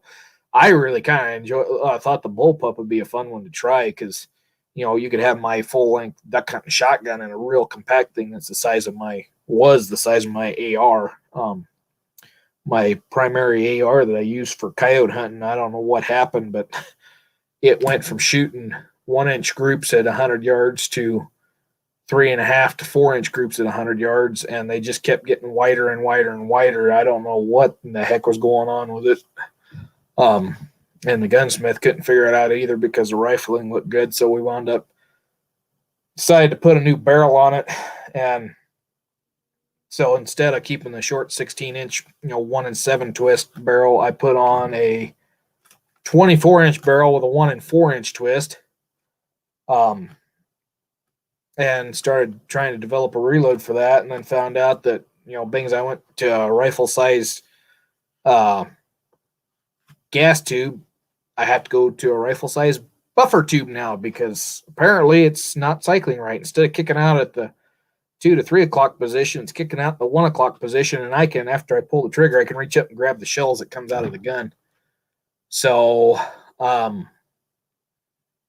yeah, I got a little work to do on that one, but yeah, I put a new barrel on it. Heavy target barrel. I don't remember if it's Bear Creek Arsenal. It's a 223 Wild 1-8 twist, but that one group that I shot on my one reload, holy crap, he almost put a dime over it. EMH says, my only problem with the Pietta is the gun graffiti. I totally understand. That's why I was saying earlier that Pietta makes an ugly gun, but they make a gun that freaking won't stop. You might. I've not bought a black powder gun from a company that didn't have to be tuned somewhat. My Pietta 1860, I was on non-functional right out of the box, brand new. I had to put some time into timing it. So I got it timed up, and it works really good now. With a Pietta, you definitely, if you're buying a Colt style, you definitely want to put slick shot nipples on them. I mean, they make 100% difference in the functionality. It used to be that I'd have a cap jam every shot. After I put slick shots on it, perfect every time. But yeah, they're ugly as sin. And they do group. The Colt models from Pietta do shoot very well. They tend to be very high, more high than a Uberti. But they do group well. You have to use about a 4.51 ball with them. That's what I use, and I get really, really decent groups. With a Uberti, you got to go 4.54 up, and some of them you even got to go 4.57. But Ubertis can group real good too. Both of them are good guns. There's no doubt about it. But if you want one for cowboy action, I go with the Pietta because it runs better. If you want one for looks, go with Uberti.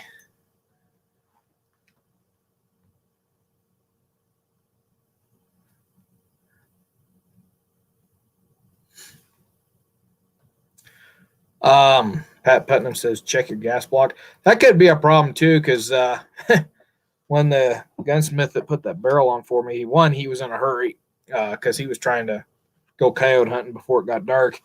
And then he had to turn the barrel because whatever reason this barrel apparently had a proprietary gas system on it, and all the gas blocks he had would not fit. So he put it on his mill and he just took about 1,000th off, and that it went right on. But I thought about that is when we put that barrel on, any type of ammo I shoot, I can reach out and grab the shells, with the exception of Black Hill 77 grain loads. Those were the ones that grouped real good with the old barrel. And on this one, they didn't group with a shit, but they would eject out fine. But yeah, my reloads on that one, you shoot and catch it. Pat Putnam says, I'll highlight this one. That is 1858 Pieta Sheriff is 4 inches to the left, and the barrel is off 3 or 4 degrees. That could do it. But also, with those shorter barrels, I've noticed with a shorter barrel, my 4440 has a short one. It shoots about 4 or 5 inches to the left at 15 yards. You get out to 50 yards, and it's really shooting. That's far off to the left.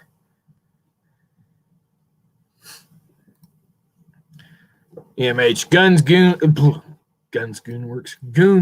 Gunworks has a huge backlog. I'm going to turn you birdies. You birdies do have to be tuned. And there's a lot of guys say you have to adjust the arbor length, this, that, and the other.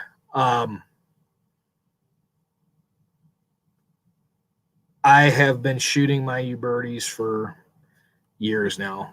I started buying U-birdies in 2016. That's when I started.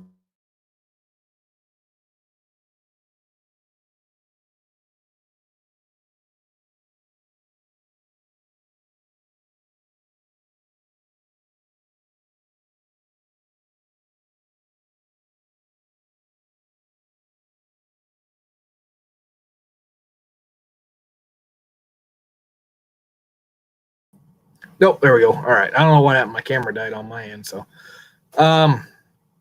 anyway, yeah, the whole adjusting the arbor depth, I don't mess with that. I have not messed with that. And to be honest, I have not noticed that much difference in accuracy. They all shoot real good. You just got to find the load they like. Let's see. EMH says, I need some work on a walker I have, but I'm not prepared to send it to them because people are complaining they're not getting their guns back for months and months. Yeah, that's something.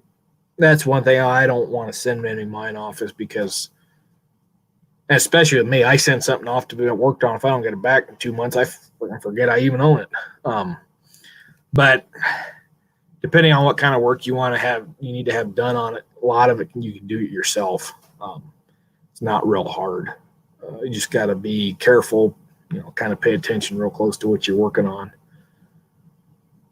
Pat Putnam says, I'd slide your gas block off in Biggin. I like it. Biggin the hole in it. Yeah, that's one thing I talked over. And then the guy, I have a friend that he works on ARs a lot. That's what he did in the military, is he worked on ARs. But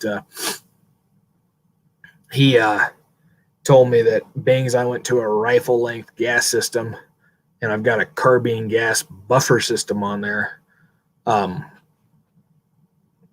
needed to, he said I probably need to swap out to a rifle length system. That, or maybe put a different buffer tube in. All I know is that the buffer tube I've got on it is really, really, the spring is really, how do I say it? Not real powerful compared. I just built a new AR pistol, and that buffer spring is really stiff, but this one is not. Pull it out here.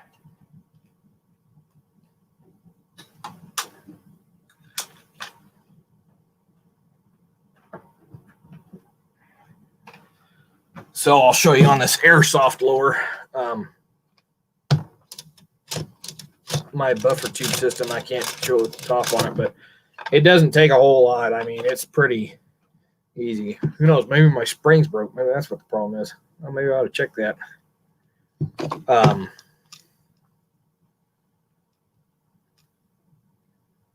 Didn't get this son of a bitch out of there.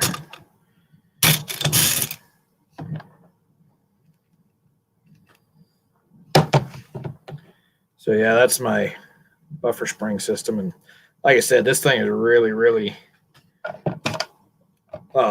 moves easy. On my new one, I have to use both fingers to run the charging handle. On this one, I can just hit it with one finger and charge it back. Let's see.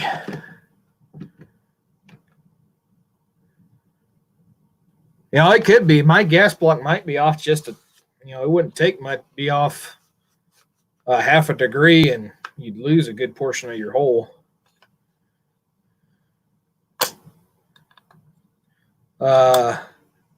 Tan Stang says, I always put an adjustable gas block on and use those plastic alignment pins to center. It works well.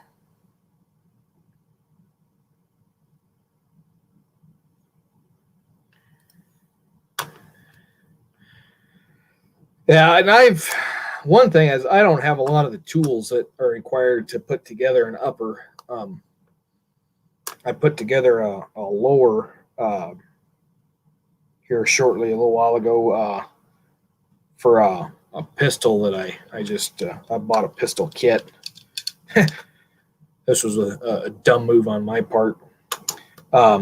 So I thought my job 2 weeks ago was fairly secure, and that, you know, my start date would work out and everything.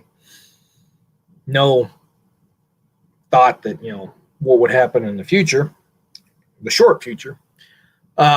So I I go and I buy an AR pistol kit because there's all this Pioneer buying going on. I thought, you know, I better get it while I can. And they was talking about, you know, another one of those AWBs in Congress. So I thought, you know what, I better do this now while I still can. So I ordered the pistol kit, went to my gun shop and bought the lower. Come home and put it together, and then all of a sudden, I don't have a job anymore. Well, I got a job, it's just been delayed. So I wasn't real smart on my part. But, you know, it is what it is. I've already got it, so we're going to keep it.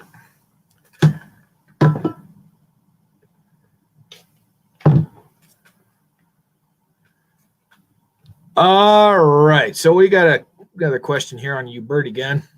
Sleepy Leap says, I'm curious, you guys like Western guns. Does the Uberti firing pin safety change the trigger pull, i.e. the take up or the break? I don't know, because I will not buy a Uberti that has that system in it. And if you want to get around that system, go to Cimarron Firearms. And I know you're going to spend a lot more money buying a Cimarron, but let me tell you, it's worth it. But go to Cimarron. Their Model Ps, old model, the old Model Ps have the old 4-click hammer system still in them. So what the Model P is it's it's a copy of the very first one. So instead of having that big square blocky front sight and that square back sight, it's got the blade front sight that comes to a real sharp tip. It's got that V notch in the back. Now, if you're a little bit older and have eye problems, you might not want to go that route. But anyway, instead of having the cross pin that holds the base pin in, it has a screw. That's the only downside. It's the screw. It's a little bit harder to take it apart. But you know, I've got one and it's not been a problem on me. I've enjoyed shooting it. But that one has the old style trigger, so you can avoid that new BS that Uberti put on us.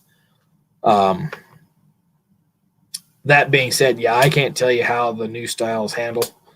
You just have to, I don't know, go to a gun shop and see if they'll let you try one. Pat Putnam says not on the ones he's handled. So I do know that, it does kick the trigger out a little bit further forward. I've noticed, but probably when you cock it, that's negligible. One thing that I've heard them having problems on is them not having very good strikes, hammer strikes. Light strikes is what I'm trying to say. So that's one thing to take into consideration. I've also heard from somebody that they've had real good hammer strikes because the firing pin never retracts. So you don't, even though they put that system in, you do not want to carry on 6. You only want to carry on an empty chamber. The only revolver I would carry on a full load would be a double action. And that's just because double actions have at least the ones I've handled have a pretty good safety mechanism in them that doesn't let the hammer go down.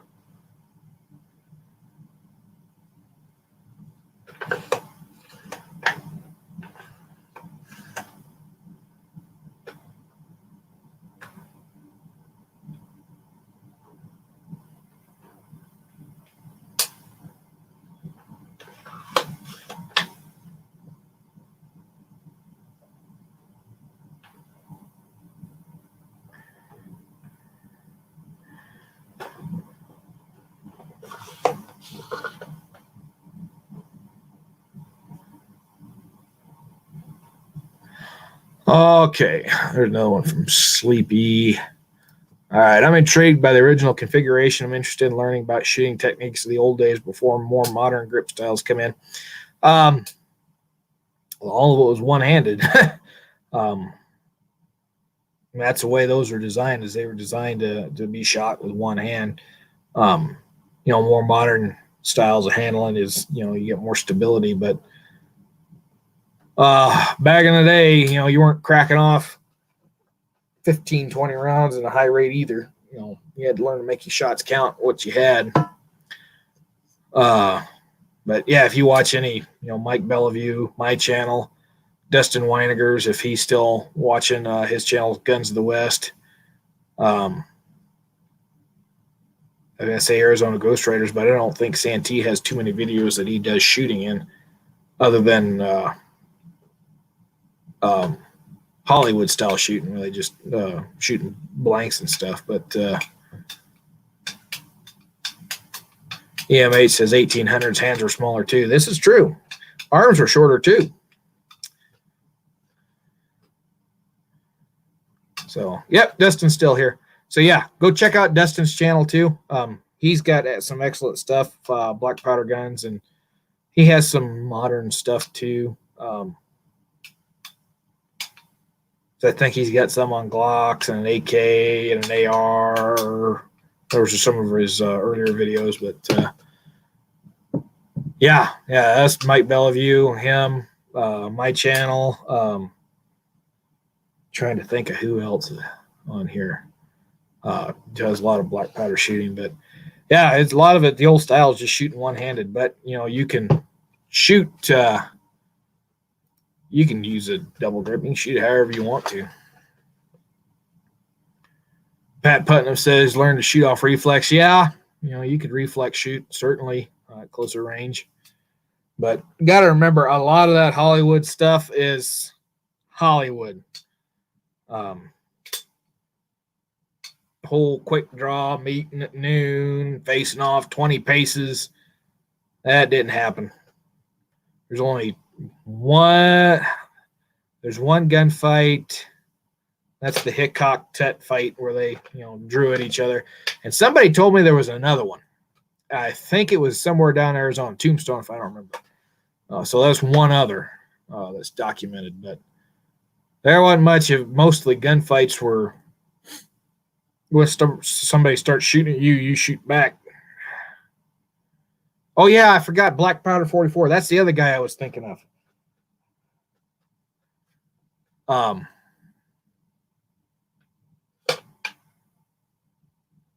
Let's see. I'm kind of the.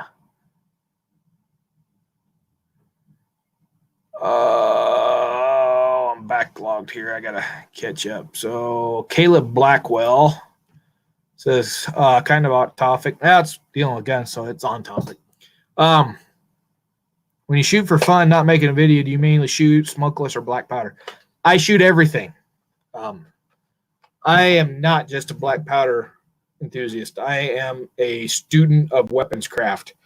I want to have the skills and ability to pick up any gun that I may come across and be able to use it efficiently and effectively. So I shoot everything. The only gun I have not shot very much of was an AK. I've not handled an AK. Trying to think. I don't think I have ever shot an AK. I have shot an SKS. I owned an SKS for a very short time. Had a problem with the firing pin spring breaking, getting caught and binding the firing pin in the fired position and discharging multiple rounds at a high rate. And then I took it back to the gun shop that I bought it from, and I sold it back to him. But that SKS, when it was working, that was fun to shoot. Yeah, so I just recently, last year or two, bought AR. I've shot a lot of ARs before that, but I finally bought one a couple of years ago. Then I just got this AR pistol, but I shoot, like I said, I shoot anything. And then I've got for my personal defense weapon, I've got an SD. I got a Smith & Wesson SD40. The only reason I've got that is because the 1911 that was there when I went to buy one, that was for the same price, had sold the morning before. So I bought that one instead, and I've enjoyed it. I've shot the crap out of it. I've shot it so much now that it's not working like it used to. I'll put it that way. I think one of two things have happened. Either I've wore it out or I've wore out the spring, the whatever return spring, whatever the hell you call it, underneath the barrel there. My brain's getting fried. It's getting late. But I've thought about adding a Glock to the repertoire, but I just haven't done so. All right, I need to go back to the comments here.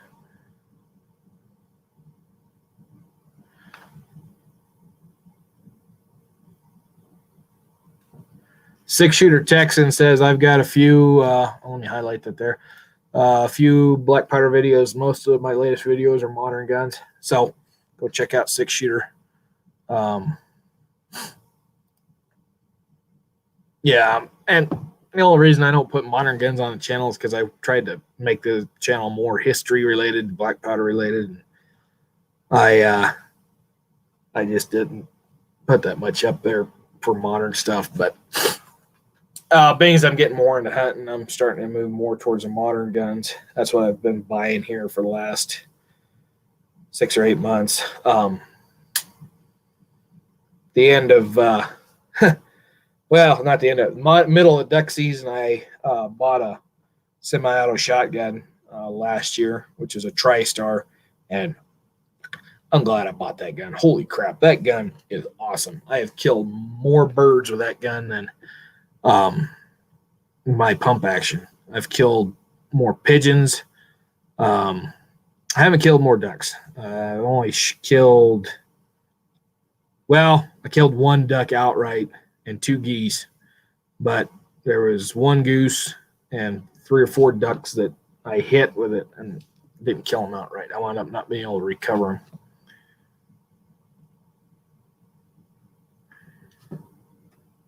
EMH, we'll see you later. Stay safe. Have fun. Don't get sick, whatever you do. All right. See, Sleepy Leap says, I switch between a G36 and a G17 all the time. If I had a holster for my G21, I might try it out as well for carry 13 rounds of Fetty. HSTs is pretty swell. Yeah, I had my eyes on a Glock 23. I want to stay with a 40 cal if I get a Glock, just because I've got so much 40 cal ammo. That's not to say if I don't find a really good price on a 1911, I wouldn't go to a 1911. I love a 1911. Just it's an awesome gun. But you know, Glock's got a little higher capacity. That, and with the Glock, I don't have to change ammo again. I don't have to go to a 45. But I've been thinking about taking my Smith & Wesson and trading it in, see what I can get for it. I've got 10 magazines for it. And I don't know. It's gotten to where it jams fairly regularly, and I'm not sure why. Might be something I could fix. I'm going to take it to a gunsmith here when things kind of get settled down and I get a little steadier income. But right now, I'm just planning for the future, I guess. But if I do switch, I'm going to try to go with a 23. Might go with a Glock. I think 22 is the full-size 40, if I remember right. 22 is full-size, 23 is a compact. I'm torn between them two, but if I lean more towards the 23. And I don't know why 40 Smith & Wesson gets such a bad rap. It's I think it's pretty good round. Just my opinion. All right.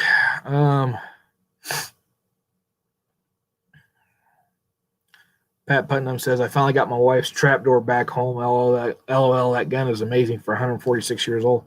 I'd love to have a trapdoor, but God, it's just so cost prohibitive. And if I was to get one, I'd get a Uberti reproduction. Not saying that there's anything wrong with having an original. It's just that, you know, when I pick up an original, I don't see it as a gun that I go shoot with. When I handle an original firearm, I see it as a piece of history to preserve.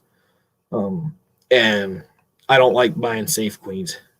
So that's why I won't buy an original. Even though buying an original, I can get a fully functional original cheaper than I can get a Uberti remake.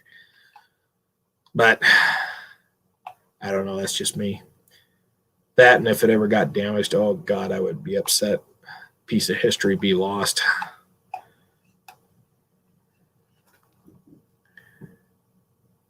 Marlin 336 RC 1991 says, I think H&R made a reproduction that could be found for cheaper.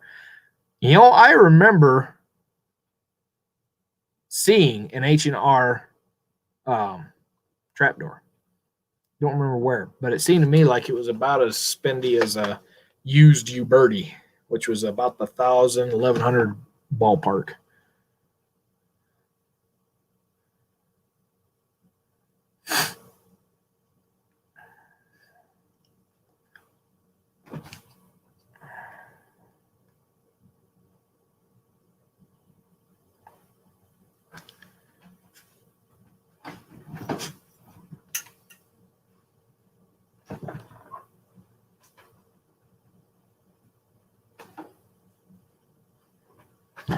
Sorry, I had to look and see what the dogs are doing there. They jumped off the bed in a hurry and went to the door. I thought, oh crap, something was going to happen, but no, the furnace has been running. I don't know if you hear it in the background. And the little German Shepherd Pyrenees, she gets overheated pretty quick, so she went to the door to lay down where the draft comes in. All right, so Dustin says he loves Glock. We have several, and 19 is the one I carry every day, except during quarantine. It pulls my sweatpants down. Yeah, that would be not good.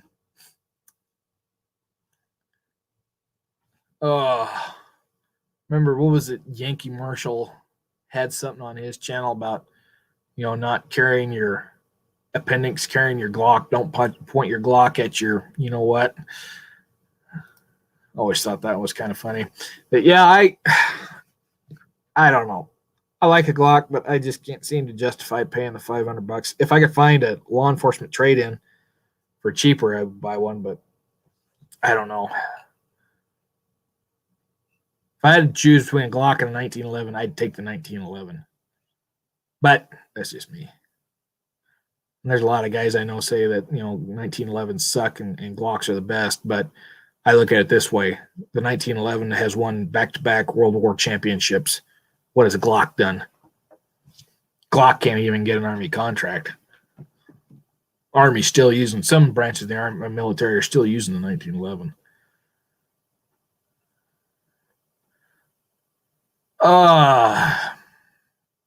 Okay, I backed up here a little bit. Caleb said he has an original trapdoor made in 1874 that shoots a sub 2-inch group at 100. If I do my part, that's pretty good for an old gun.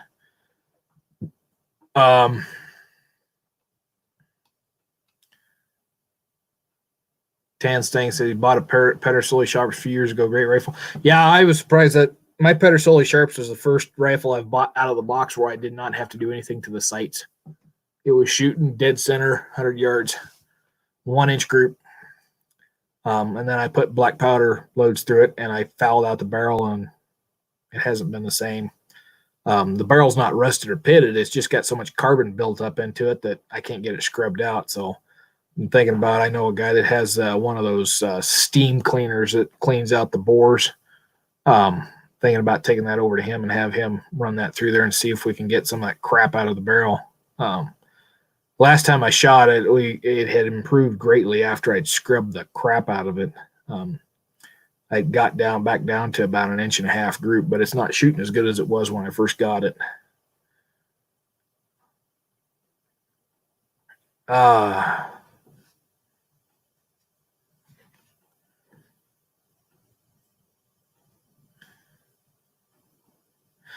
Marlin 336 asks how much the Sharps run. Been thinking about getting one. I bought mine. I paid $1,100 for it, and I bought it through Cabela's. That's the Pedersoli one.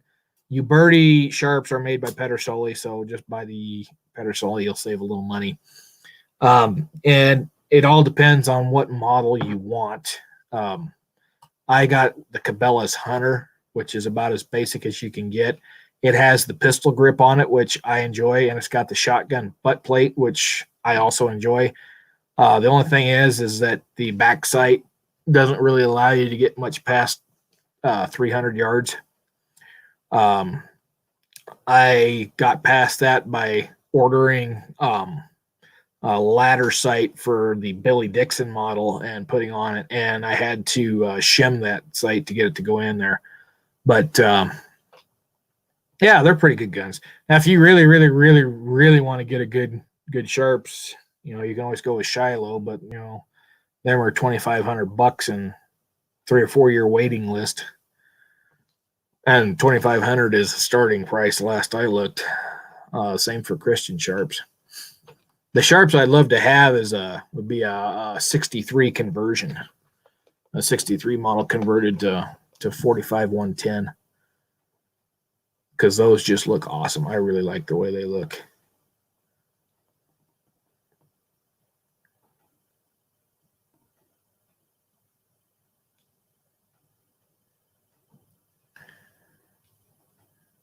Okay, Sleepy is signing off.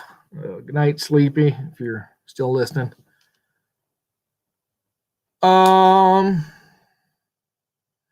Pat Putnam says, what size of ball are you using in it, Duke? You talking about the Sharps?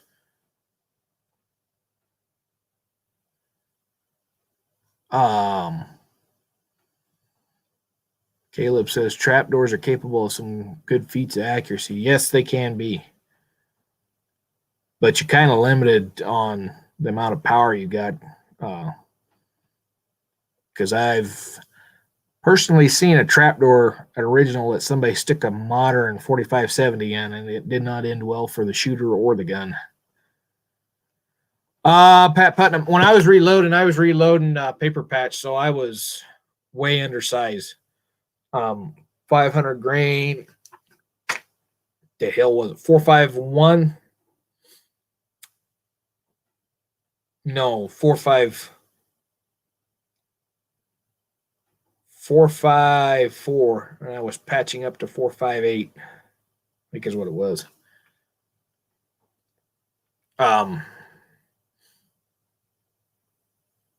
One I was going to try and I never got to it is I was going to try to patch instead of to groove. I was going to try to patch to bore, so I was going to buy a 448 and patch it up to 451, but I never got that far.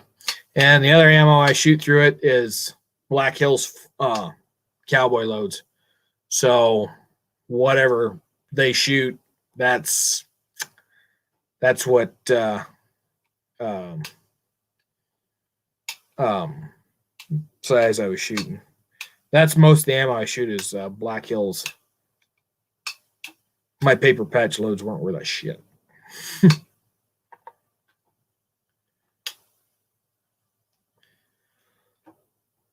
Okay, I'll highlight this one because it's good information here. Pat says Pedersoli tends to run 4.59. I believe that. I forget. Guy Kenny Wasserberger. I don't know if you guys know him. He runs the Sharps. One of the Sharps rifle forums on Facebook. I remember he told me that patching to bore is how, I think he said patching to bore is how he loads. And he put me on to bullet mold, which I hadn't bought yet because it was damn expensive. But to be honest, I've kind of gotten away from reloading for the 4570 just because that thing takes so much black powder, and 4570 is kind of a limited in how far I'd reach out to, but ever since I've got my 6.5 Creedmoor, I've kind of focused more on that with reloading and my 223. But I still take that Sharps out and shoot it once in a while. It's a lot of fun.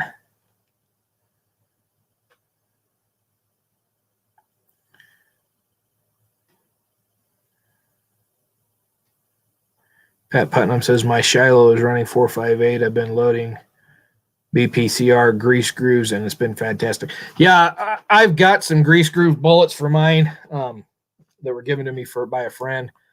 From a friend. A friend gave them to me. God, it's getting late. About time to call it a night. He gave me a dozen of them, and I loaded some of them, but I haven't loaded them all. I haven't shot them yet. But one of these days, I'm going to get them out and shoot them. But yeah, the hell is it? It's 450 or 500 grain bullet, and it's a grease groove 4.58. It's what he shoots through his. He's got a Pedersoli Sharps too, and he uses that, and he says he gets fairly decent accuracy. But he's a living history reenactor. He portrays a buffalo hunter, and he's got a kit. Oh my God, it's to die for.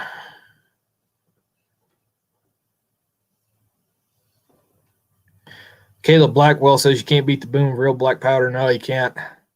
There's something about that boom that it's awesome. And when I was reloading black powder for the Sharps, I tried GoX and I tried Swiss. And GoX just seemed to perform so much better than the Swiss. And a lot of people tell me that Swiss is the best, but for me, GoX is what my go-to is.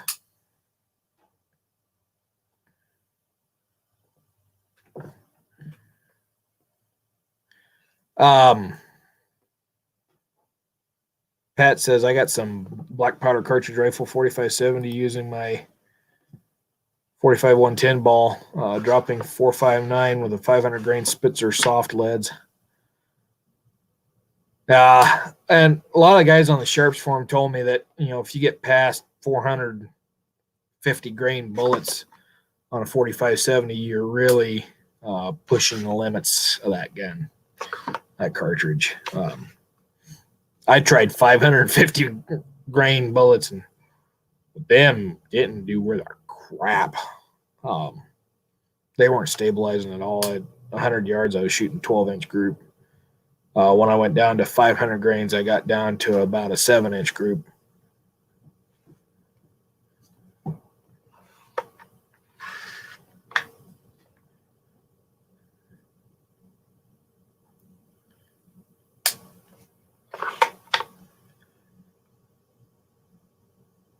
Oh, Diego Tango says his Lincoln was stolen. That sucks. Whoops. Yeah, there's nothing worse than having something stolen. Car, gun, car with a gun in it. Pat Putnam says, I got 60 grains of double F in my 4570s, loaded those from a trapdoor. Holy crap. I don't remember what I was loading for my 4570. I think I was... Last load I did was 65 grains, and I got a powder compression die. I was compressing that down and stuffing a paper patch bullet in it, and I was not getting very good accuracy. I know that. But thing with mine was what I'd do is I'd load them at home, compress the powder, and just kind of set the bullet on there. When I get out to the range and load it, take the bullet out, make sure everything was still good because everything was loose. I didn't resize nothing, and slide it back down in and shoot it. And most times it would work, but I had more misfires.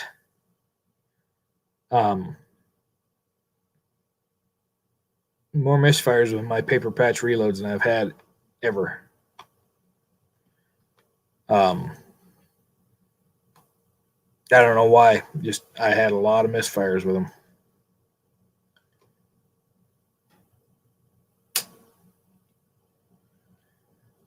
Diego Tango says, do you like bursts? I've never tried one. Always been intrigued by them, but I've never tried one. And most of the time when I go to a gun store down here, we're kind of out in the middle of nowhere, but most of the time all you find is Glocks, 1911s, Smith & Wesson revolvers. Very rarely do you find any oddball guns. Find a lot of cheaper knockoff guns. Taurus is a very popular brand that you find out here. Taurus revolvers, semi-auto, single stacks. My sister was thinking about getting one in 380. Man, they weren't expensive. It was only like $300. But yeah, you don't find much for oddballs down where I'm at. I was using CCI large rifle primers. But I think the reason why I was having misfires is because I wasn't head spacing right. I think when I put the bullet in there with my paper patch, it was hanging up on the rifling. Something was hanging up in there because when bullets, you take it out, and some of those you pull the bullet out of the front, put that cartridge back in after it had been hit 3 or 4 times, and then hit it without a bullet in there, and it would go off. So I think a bullet was keeping it from seating right. Caleb Blackwell says, I use a powder compression die that has that was the scariest thing I ever set up as far as reloading goes. Yeah, I know the feeling.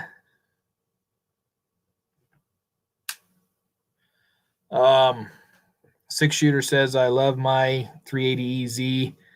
Dustin says, I've shot a couple bursts of pistols. I wouldn't buy one, but for the price, they're not the worst.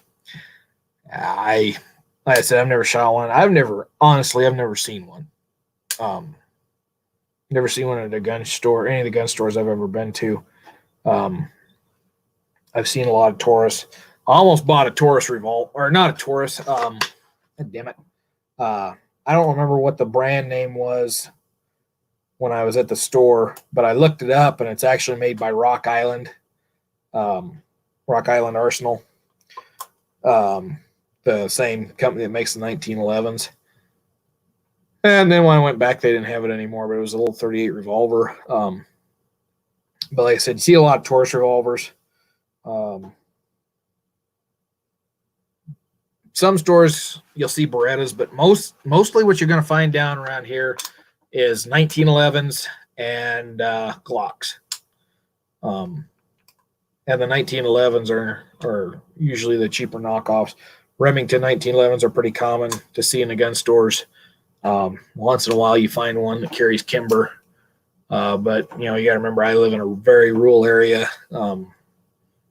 It's not a real rich area. It's more of a poor area. So the gun stores cater more to what their clients can afford, their customers can afford. So you're going to find lower end guns. Pat Putnam Duke Spanish tournament. Yeah, it's getting late. I'm kind of...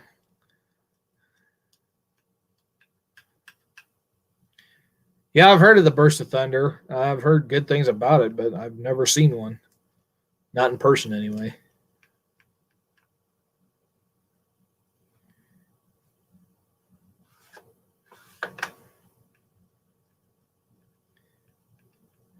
Oh, Marlon's heading out. We'll see you, Marlon.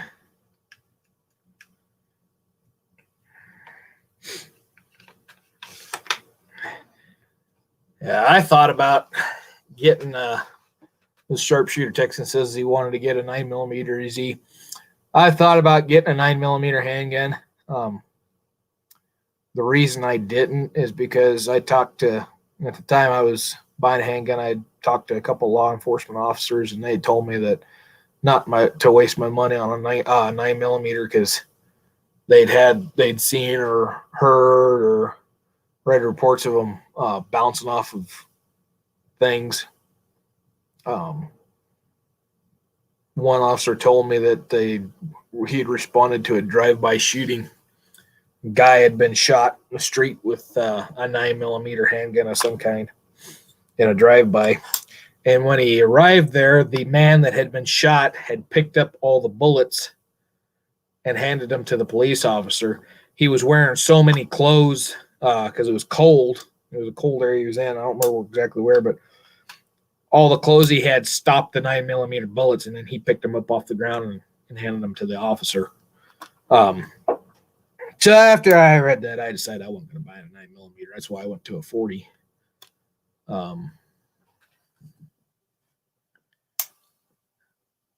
Oh crap, Diego. Oh, that sucks.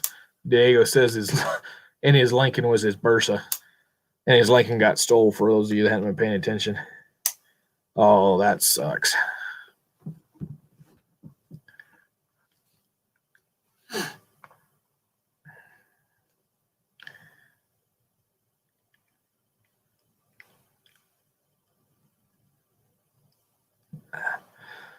Six shooter says I carry a P229 and 40. Yeah, I liked 40, but to be honest with you, the only reason I got a 40 is because the model of gun that I bought isn't made in 45. I really like 45. 45 ACP is just, I don't know. It's a fun round, fairly cheap to reload. Not that I reload handgun ammo anyway. I probably should. I could have saved a ton of money on what I spent on buying 40, but I like the bigger calibers, but I don't think I want to mess with 9mm. The only 9mm I'd buy, and I almost did at one point in time, but then I changed my mind at the last minute. The 9mm I'd buy is one of those German P38s. Those are a cool gun. I really like them. I got a chance to shoot one. They're fun to shoot. And I might buy a Tokarev in 9mm, but because I like the Tokarev. I have shot a Tokarev. One of my friends in college had one. His was the Russian, the 7.62 by 25, I think is what it is. That was a fun gun. Light recoil. It was a fun gun to shoot.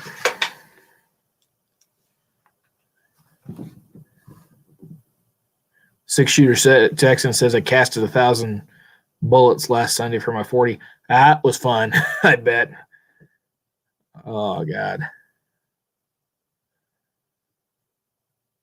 Diego Tango says P38 rules. Walther. Yeah, Walther P38. Yeah, that's a nice gun.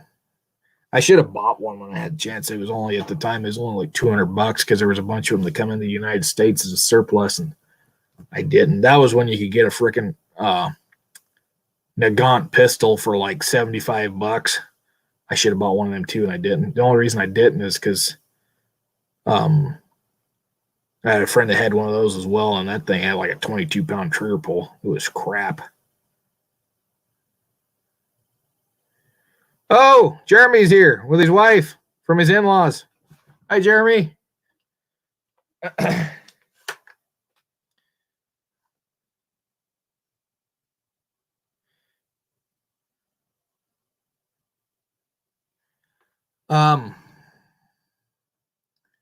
See, Caleb says I have a love-hate relationship with casting bullets. I completely understand. I love doing it, but I hate doing it at the same time.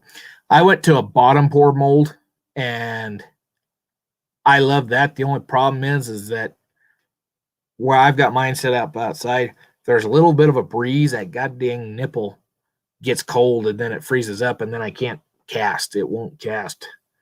So I've had that problem with it, but other than that, I like it. The other thing is it developed a drip, so I stuck put a can of water underneath it, so when it drips, it makes lead shot. And then depending on how close you put the can of water, you either get perfect round shot. If you're too low, you get a rose. You don't make shot, you make a rose because that lead just goes splat when it hits. But if you're too close to the nozzle, then you get swan shot. It drops teardrops. It's kind of, depending on the temperature of your lead, it's kind of hard to determine where it makes good shot at.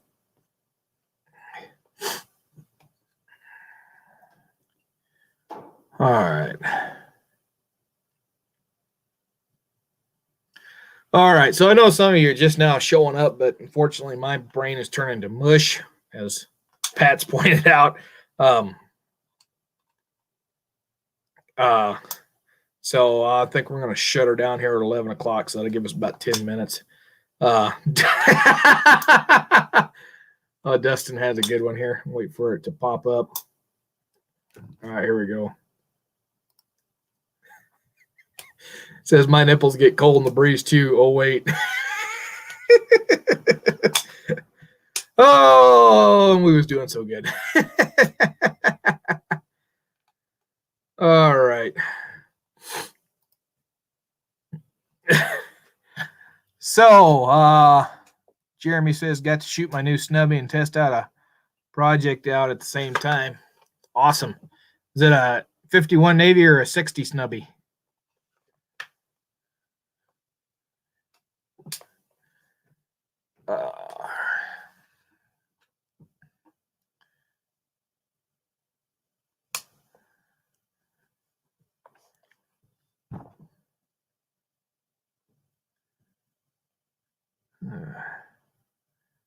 So, Dustin, when are you going to be putting out a video anytime soon? We ought to do another collaboration again sometime. Oh, God, I think the last video we did was pocket pistols.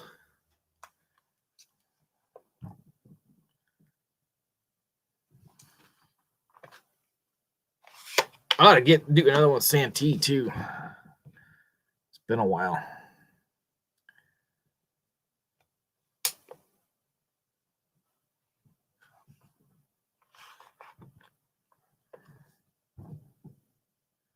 Caleb Blackwell asks, have you run into any carbonated bandits lately? None's for Dustin. Oh.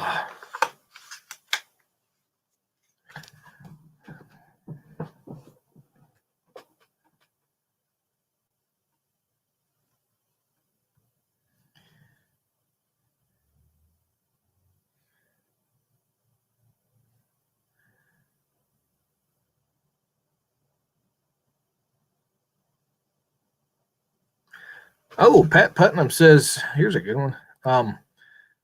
He's getting a Sitting Fox flintlock pistol kit coming. That's awesome.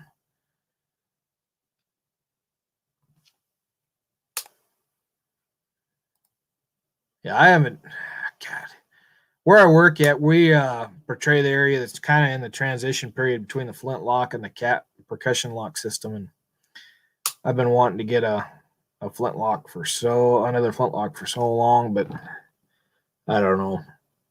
Black powder guns are fun, but like I said, I'm more getting into the guns I can actually use for hunting and stuff.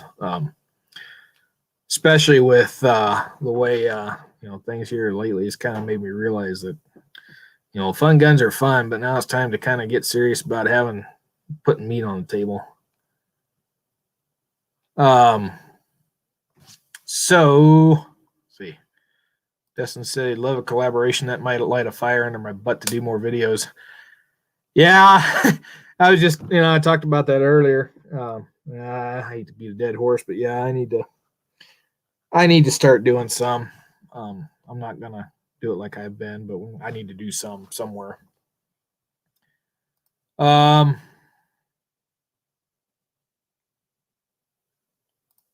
Probably fructose gain is quarantined. um, Jeremy says he's lagging because of the crap service. I understand that. And Plowboy's Ghost has joined us. God, everybody's showing up and right when I'm going to shut down. So Plowboy says he's had the wettest spring in Northwest Alabama in like 20,000 years. I missed the first one. He said all the bandits are waterlogged here. Yeah, we're fairly dry up here in my neck of the woods. When I was in South Dakota, we had a fairly wet spring when I was up there, but same time we also had a little bit warmer. Jesus, I think we only had like 2 or 3 days in 2020 that were below zero when I was there. While last year, I think the entire month of February was below zero, and we had tons of snow. This year, it was warmer, so what was snow we got turned to mud pretty damn fast. Which snow, I like having snow because I can move snow around. Mud, I hate mud. Can't move mud. Can't do anything with mud. Just spin your tires in it.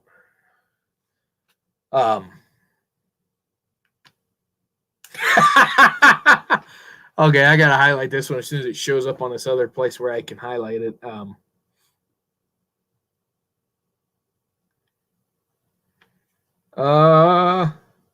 Here we go. Everyone's showing up now because the wives are finally asleep. See, that's the nice thing about my situation. I'm single. I can stay up as late as I want. Only thing is, I got 2 dogs, and then if I keep them up, they kind of get stir crazy. I got one dog looking on them from the bed at me to like I need to shut the lights off and go to sleep. The other dog's sitting here by the door and doesn't really care what the hell I'm doing.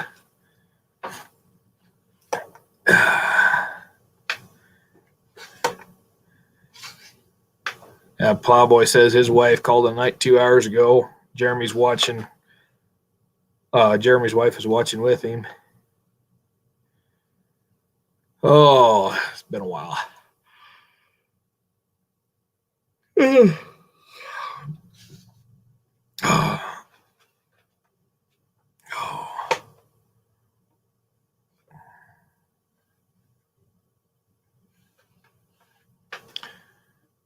Pat Putnam says, if you want to do a group live stream, I got to head to Phoenix on Sunday. Yeah, I'm thinking about it. I don't know. Like I said, next couple of weeks, I got to focus on working in the garden and putting in the bird pens. I didn't do it. We didn't do much today because yesterday and today has been our hopefully last cold snap for a while. We're going to wake up to 28 degrees tomorrow morning, if I remember right. So it's hopefully the last cold, and then we'll have decent weather all the rest of the spring. But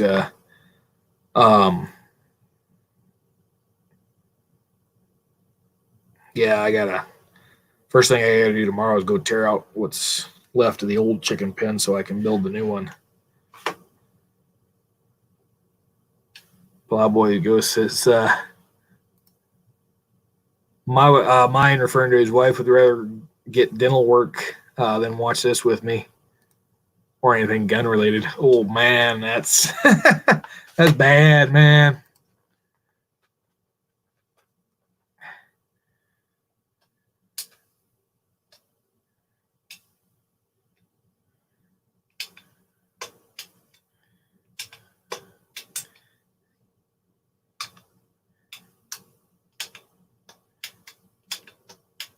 Yeah, when I was in college, the one girl that I was considering popping the question to, and I'm glad it did not turn out that way. She really didn't like the idea of me buying guns. Of course, after we broke up, I went and bought guns. But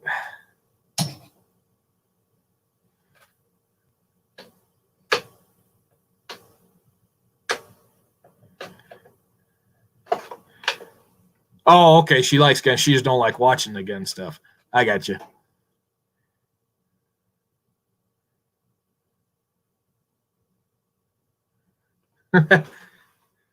Playboy says she just don't like him spending money on him. Yeah, that tends to happen. All right, 6-shooter signing off. We'll see you, 6-shooter. We'll catch you next time. Pat Putnam said I had to go make a ramrod the other day for my TVM Fusel. Got a curly maple stock, and that Durlin for it just didn't look right. Yeah, I know a guy. He well, he told me the story, but he's a reenactor. I shouldn't say reenactor. I should say living historian. Anyway, they was floating on a boat. I think he's floating down the Missouri. Wasn't the Missouri? It was one of those others somewhere up there in North Country. Anyway, they was shooting the fusils off the boat. I don't remember what he was shooting at, but left his ramrod in the gun. And I guess that thing splintered when it came out the muzzle. Yeah, they made it a new one out of a willow, I guess. But yeah, I understand having to replace it. I had a buddy too that one time he went antelope hunting with a muzzleloader. And in Colorado, you can have a muzzleloader with powder and ball in it, but you can't have powder in the pan for a flintlock or a cap on the nipple. Anyway, he didn't load it, so he was driving out and he seen a bunch of antelope real close to the road. So he stopped, jumped out, and he started loading the gun. Well, the antelope started getting real nervous real quick, so he got in a hurry and rammed the ball down, picked it up, stuck a cap on the nipple, and he was using a fiberglass ramrod. He pulled up, he shot, and that ramrod and the ball went right through the antelope. And when that ramrod went through, it poked through, but when it hit the bone on the other side, that fiberglass ramrod just shattered inside the chest cavity. I guess it left one hell of a mess. But it's been known to happen.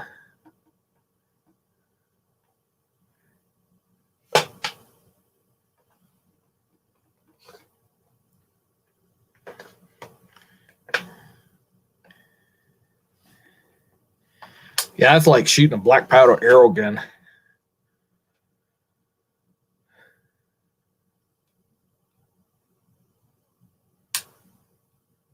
All right. Well, gents, my brain's about fried. It's 11:03. We'll run it to 11:10, and then at 11:10 for sure, I'm going to shut it down. So give it a few minutes here.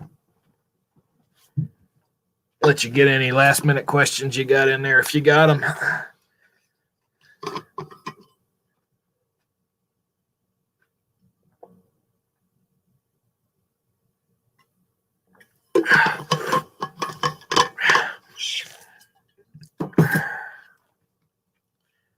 All right.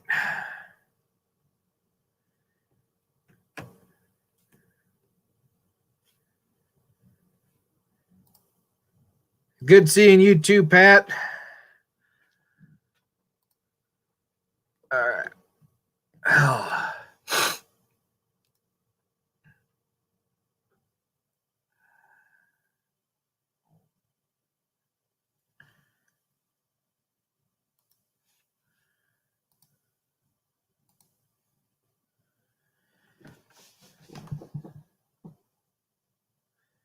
The little thing says there's still 9 of you watching there, so. Oh, we're up 10. Somebody else just joined. Last minute.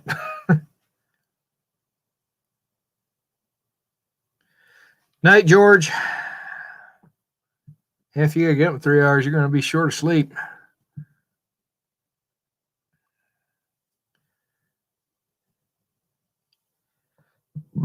Oh, excuse me. Good Lord, my sister made Monte Cristo sandwiches for supper tonight. They were good, but holy crap. Too much pepperoni and hard salami.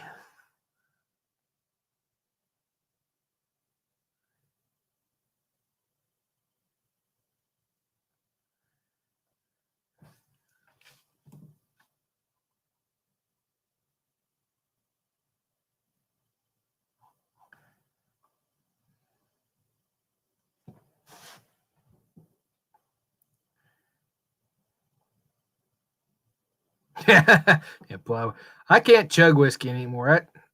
Dark liquor just does not sit well with me. I drank it so much and got sick off it so much when I was younger that anymore just the smell of it turns my stomach. I can still drink vodka though. Clear liquor I can drink, but dark liquor I just can't handle it anymore. Hell, I don't even hardly like drinking beer anymore. I've kind of become a wine connoisseur. Speaking of wine connoisseur, I was going to have wine when I was here, but I pulled out my jars of. I got 2 bottles of wine in the fridge, and I like wine with a little bit of kick in it, so I usually chop up a jalapeno and put in there. Well, I got a couple of super hot jalapenos, and then I thought one hadn't been enough, so I chopped up 4 and put 4 in each bottle. I took a sip of that last night, and god damn, that shit is so damn spicy, it ain't even funny.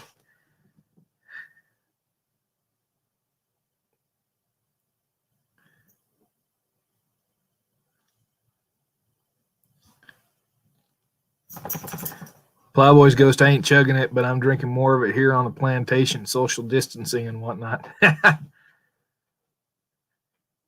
The hell's that one quote from that one John Wayne movie? If I ever get time, I'm going to sit down and write the social history of bourbon.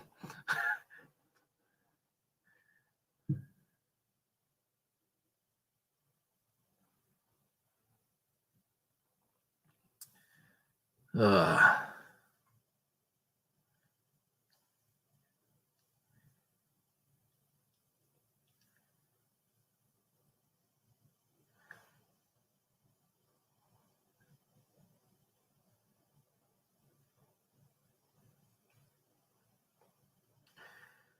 all right. Well, it's close enough to 11:10, and things have pretty much slowed down here. So I'm going to call it a night. Everybody stay safe. Hopefully, you know, somewhere in the near future, I'll have some videos out. But if you're, again, wanting to order a holster, I'm taking orders now. You got to order through the email that I put up here. And if I remember right, I'll try to get that email put down in the description box down below there. And I've got some holsters that are in stock. If you want to see pictures of them, they're going to be put on the Facebook page. And also they'll be put on the Instagram. And I might just do another chat. I'll do another chat and bring them holsters on here, and I'll show them, and y'all can look at them, see if you want to buy them. But anyway, I want to call it a night. Y'all have a stay safe, stay well, don't get sick, and we'll catch you next time.